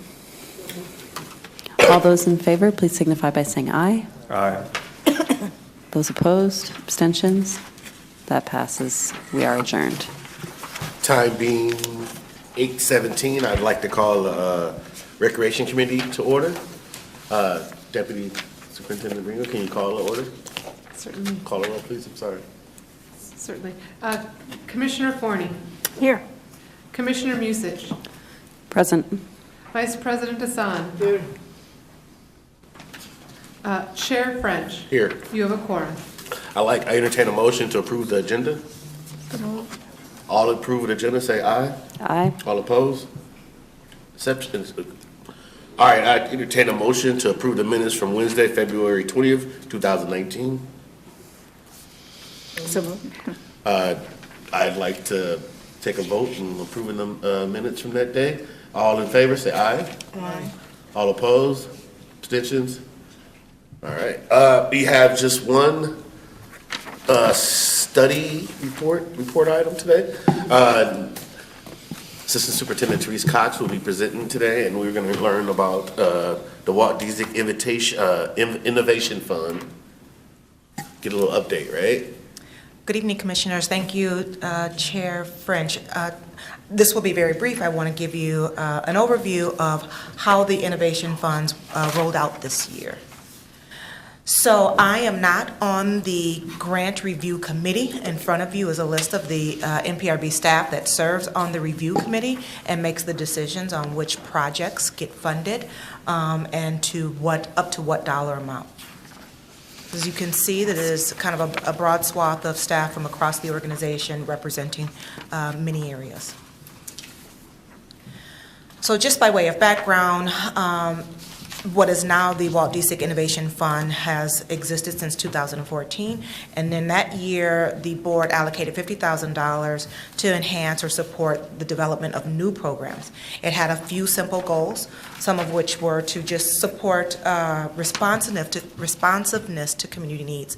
So when a need arose kind of mid-budget season, we wanted to have a way of supporting whatever that need might be without having to wait until the end of the budget cycle and start over. We also wanted to foster greater partnerships between the parks and the community. So how do we work differently or more deeply with grassroots community organizations to provide some of the programs? And then we wanted to maintain program accountability. And the implementation of the Innovation Fund has gone through several iterations, and we'll talk about how we got to, or where we are now in terms of process in just one second. So as you all funded the grants for this year, we talked extensively about these being micro grants, which means that they are small in nature. They are not intended to support an organization broadly, but really small things to get to try things. And that's really the essence of the innovation grant. It's to encourage staff to take some risk with minimal consequence, I should say. So small amounts of money to really encourage you to try something. There's no jeopardy to your existing budget, and to try some things with community partners that you may not have worked with in the past. So the process is the availability of the funds are notified to staff. Staff are notified of availability, and then community partners are identified. And the way that works is you decide on some things you may want to do, and that can happen in both directions. Either a staff member from across the organization, not just recreation, anywhere in the organization, can either reach out to a community partner and say, hey, I want to do this thing with you, or can work in the reverse. Community partner says, hey, I do this project, this job, that have this talent that I'd like to bring to the community, and so it can work in the reverse as well. However, we don't accept applications directly from community partners because we want to ensure some accountability. So that kind of like having a staff sponsor, someone who is going to have eyes on the project. As I mentioned before, we've had several iterations of this, and we tried it early on where people could just kind of start to submit projects and no one really kind of owned it. And what we found during those early days is that there was no real oversight or management for it. And so this version says a particular staff owns it. That staff is making sure that the project is doing the thing that it set out to do and is responsible for submitting the end of project report as well. So after the application, after the partner has been identified, staff submit the application, and then the grant committee receives all of the proposals. And proposals are approved based on creativity or innovation. Really, what's this thing that's different than what we're already offering? Remember, the essence of this is to try something new. It is also based on need. So let's say there's something that isn't entirely innovative. We're doing this other places in the city, in the system, but in this particular geographic area, this part of the city, whatever, it doesn't exist. And so there's a little bit of innovation in this part of the city as it doesn't exist over here. And then appropriateness. So by appropriateness, I mean, I'm a photographer. That's what I do. I may say I want to do a project with you, but I really don't have the background to work with kids. It's what I do professionally, but I don't have the experience in working with kids. So that may not be entirely appropriate. We know working with young people takes a particular skill, and so not everyone possesses that skill. Additionally, as a photographer, I may only own my own camera. Well, these are micro grants, and so we wouldn't have an ability to provide cameras or some mechanism for all kids, short of cell phones. But you get the gist of the appropriateness, right? So as a reminder, the Innovation Fund's priorities for this year, obviously innovation, as I keep coming back to that. So what are we doing that's going to be different? And we had 4 key areas. The Somali community broadly, which included youth, adults, and families, girls or women under 21, children of any background under 17, and then adults over 55, so our active older adults. This year's budget was $197,500. We awarded $153,400, and we have remaining $44,000. And the reason I asked for the holdback for a couple of reasons. One, we wanted to make sure we had some resources in case things cropped up towards the end of the year, and to see where the gaps are. So let's make sure that we've got some money if we didn't get enough applications for any particular group in this go-round. So it's not a ton of money, but we wanted to hold back some so that we can fund some things that maybe didn't get funded this go-round. So in front of you, this is what proposals look like. 56 proposals were received, and all of them totaled more than $473,000. So we had certainly more interest than we had funds available. Many of the proposals met multiple criteria. So you could be both girl and Somali. You could be, 55 and Somali. So some of them met multiple criteria. And we took a close look at that. What were some of the things that got declined? We declined expansions of existing programs. So night owls. We didn't give more money to expand night owls because it already exists. There's no real innovation in that. And we declined traditional sports. So soccer. We had some requests for soccer, but that kind of exists already. So unless you're going to do something incredibly unique with soccer, we didn't approve those kinds of things. So this is a chart that I know that you may not be able to see from your screen, but you should have a handout that lays out for you where the dollars went for this session. And so it's broken down by both geographic area and specifically the park and which categories they met and how much money they received.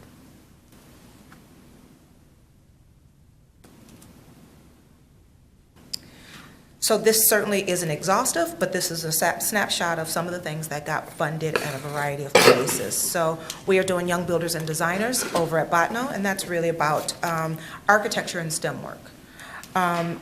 There is a cross-cultural art program that is going to be happening at North Commons. I believe that is the one that will bring Somali youth and African American youth together to do some art projects, and then it will be featured downtown in a theater. And then there's some intergenerational biking programs that's happening over at the Coyle Center. So what do we do next? So we are going to look at what we like to see in the fall and start to think about, are there gaps in the services that we have, or is something emerging that we would like to see coming up? We're going to obviously review the process, what worked, what didn't, and then start to think about the opportunities for 20. So very high-level overview of the Innovation Funds implementation for this year. If you have any questions, I'd be happy to take them. Okay.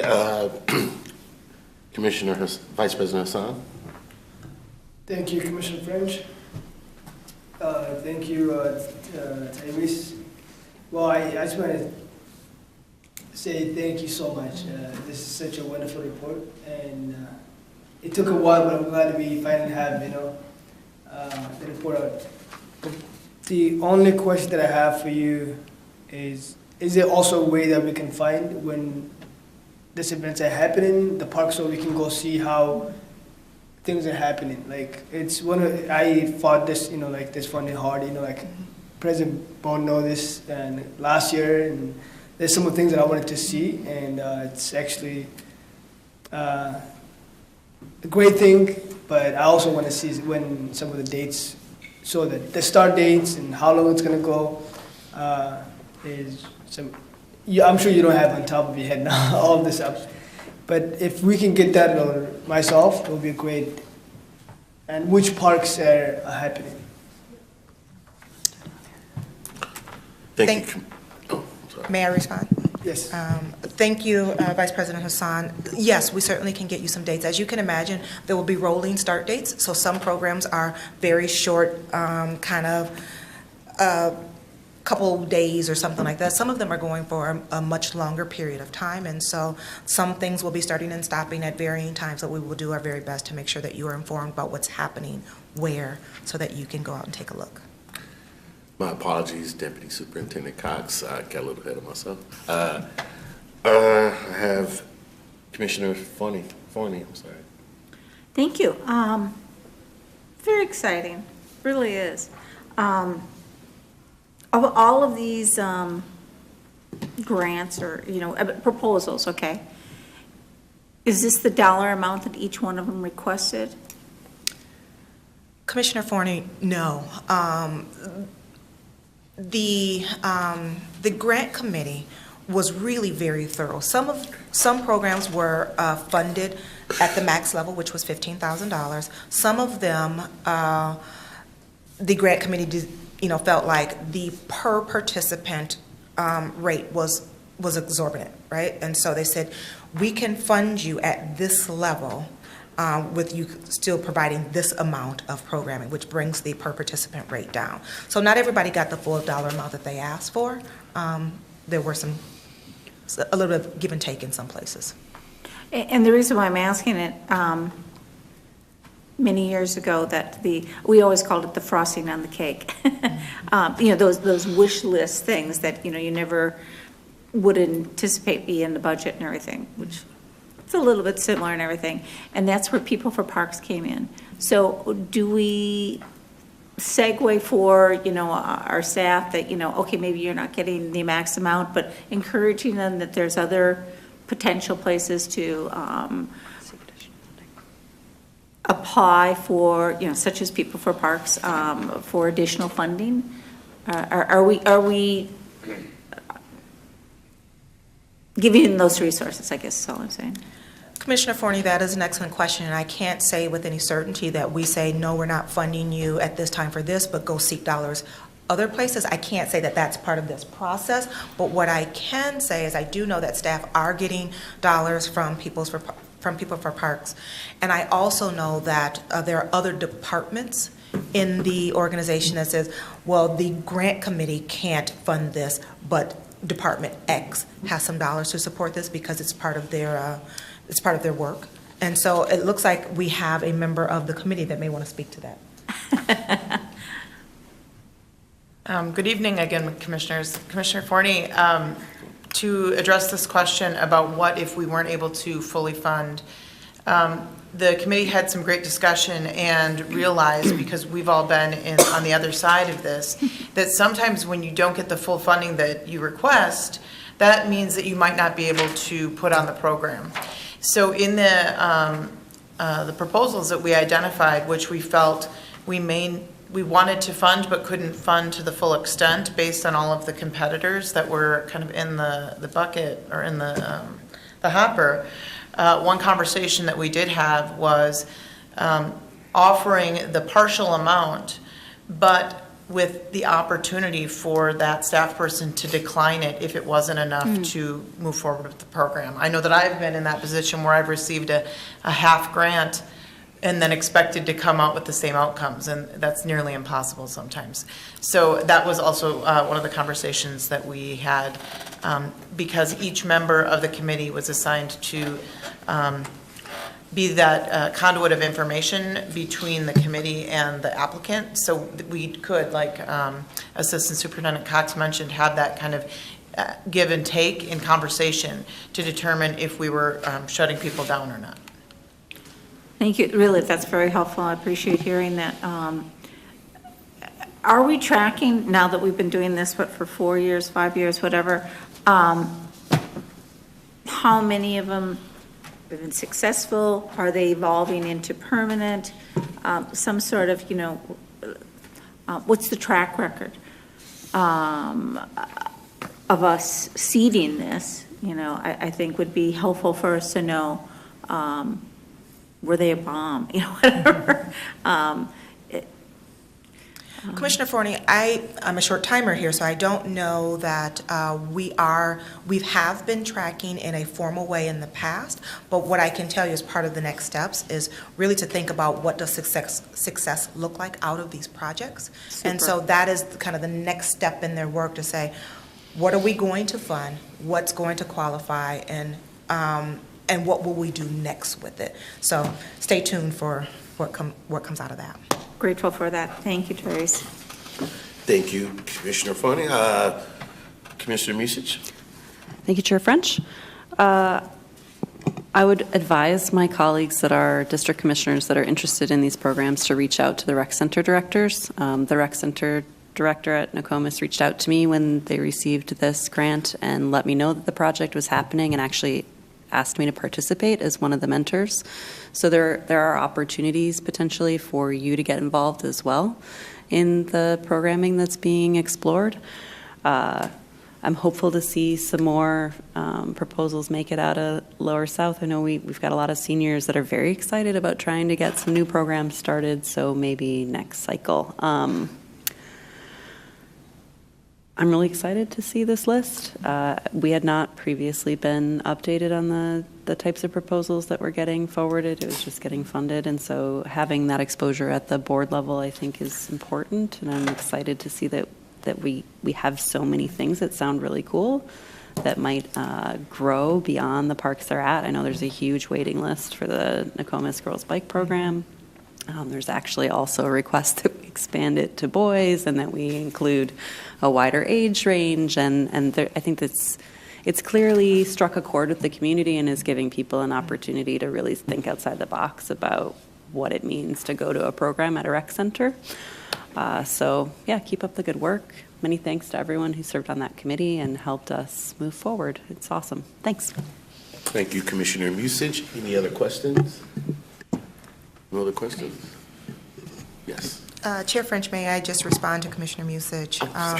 No, that's fine. So you are absolutely right. We recognize that we just didn't get as many 55-plus proposals as we hoped to, which is great that we held back some money to see what comes out of it. And so we have some staff will start to do some reach outs now and say, hey, here's some things that we'd like to do, and start to seek out community partners to help make that happen. So we're thinking about it. I'm glad to hear that. My apologies, Commissioner Musich and Superintendent Cox. I jumped ahead of myself again. Is there any more questions? No other questions? I want to say thank you for this. I see me and Commissioner Severson, we battle a lot of times about non-sports activities for kids, and we know there needs to be a place for what I call urban nerds, because I think I was an urban nerd, you know, and there needs to be a place for those type of folks. So I'm really excited about other activities besides sports activities. Those are good. We got tons of that. So I'm really excited to see other things. The autism function, I'm really excited about that. I would love to keep posted on that. So thank you for all the work that you do, and thank you for everybody in the rec department, and give yourself a pat on the back. That is the last item. That being said, I'd like to present a motion to adjourn. All the wishing to adjourn, say aye. Aye. All the opposed, say no. Abstentions, we are adjourned. We'll reconvene the regular meeting of the Minneapolis Park and Recreation Board and entertain a motion to enter into closed session for the purposes of discussing a proposed settlement. Can you take the votes first? Oh. President Boren, were you going to forward 2 items? The stuff out of admin and finance. That's fine, we can do that. Chairs, Vice Chair Kogel. Thank you, President Bourne. On behalf of the Administration and Finance Committee, I would like to bring forward, what am I bringing? Oh, Resolution 2019-190. Resolution amending the Minneapolis Park and Recreation Board Capital Improvement Program and approving the 2019 allocation of $29,680 to Franklin Steel Square fencing project. Motion has been moved. Is there a second? Second. It's been moved and seconded. Any discussion? Seeing none, all those in favor, please signify by saying aye. Aye. Opposed, abstentions, the motion carries. Chair Kogel. I would move Resolution 2019-192, resolution approving 4 one-year license agreements with Jump, Lift, and Spin, respectively, for the operation of motorized scooter share throughout the Minneapolis parks. The resolution has been moved. Is there a second? Second. It's been moved and seconded. Any discussion? Seeing none, all those in favor, please signify by saying aye. Aye. Opposed, abstentions, the motion carries. I would now entertain a motion to enter into closed session. So moved. It's been moved. Is there a second? Second. That's been moved and seconded. All those in favor of entering closed session, please signify by saying aye. Aye. Opposed, abstentions, we are in closed session. We can move to the side conference room.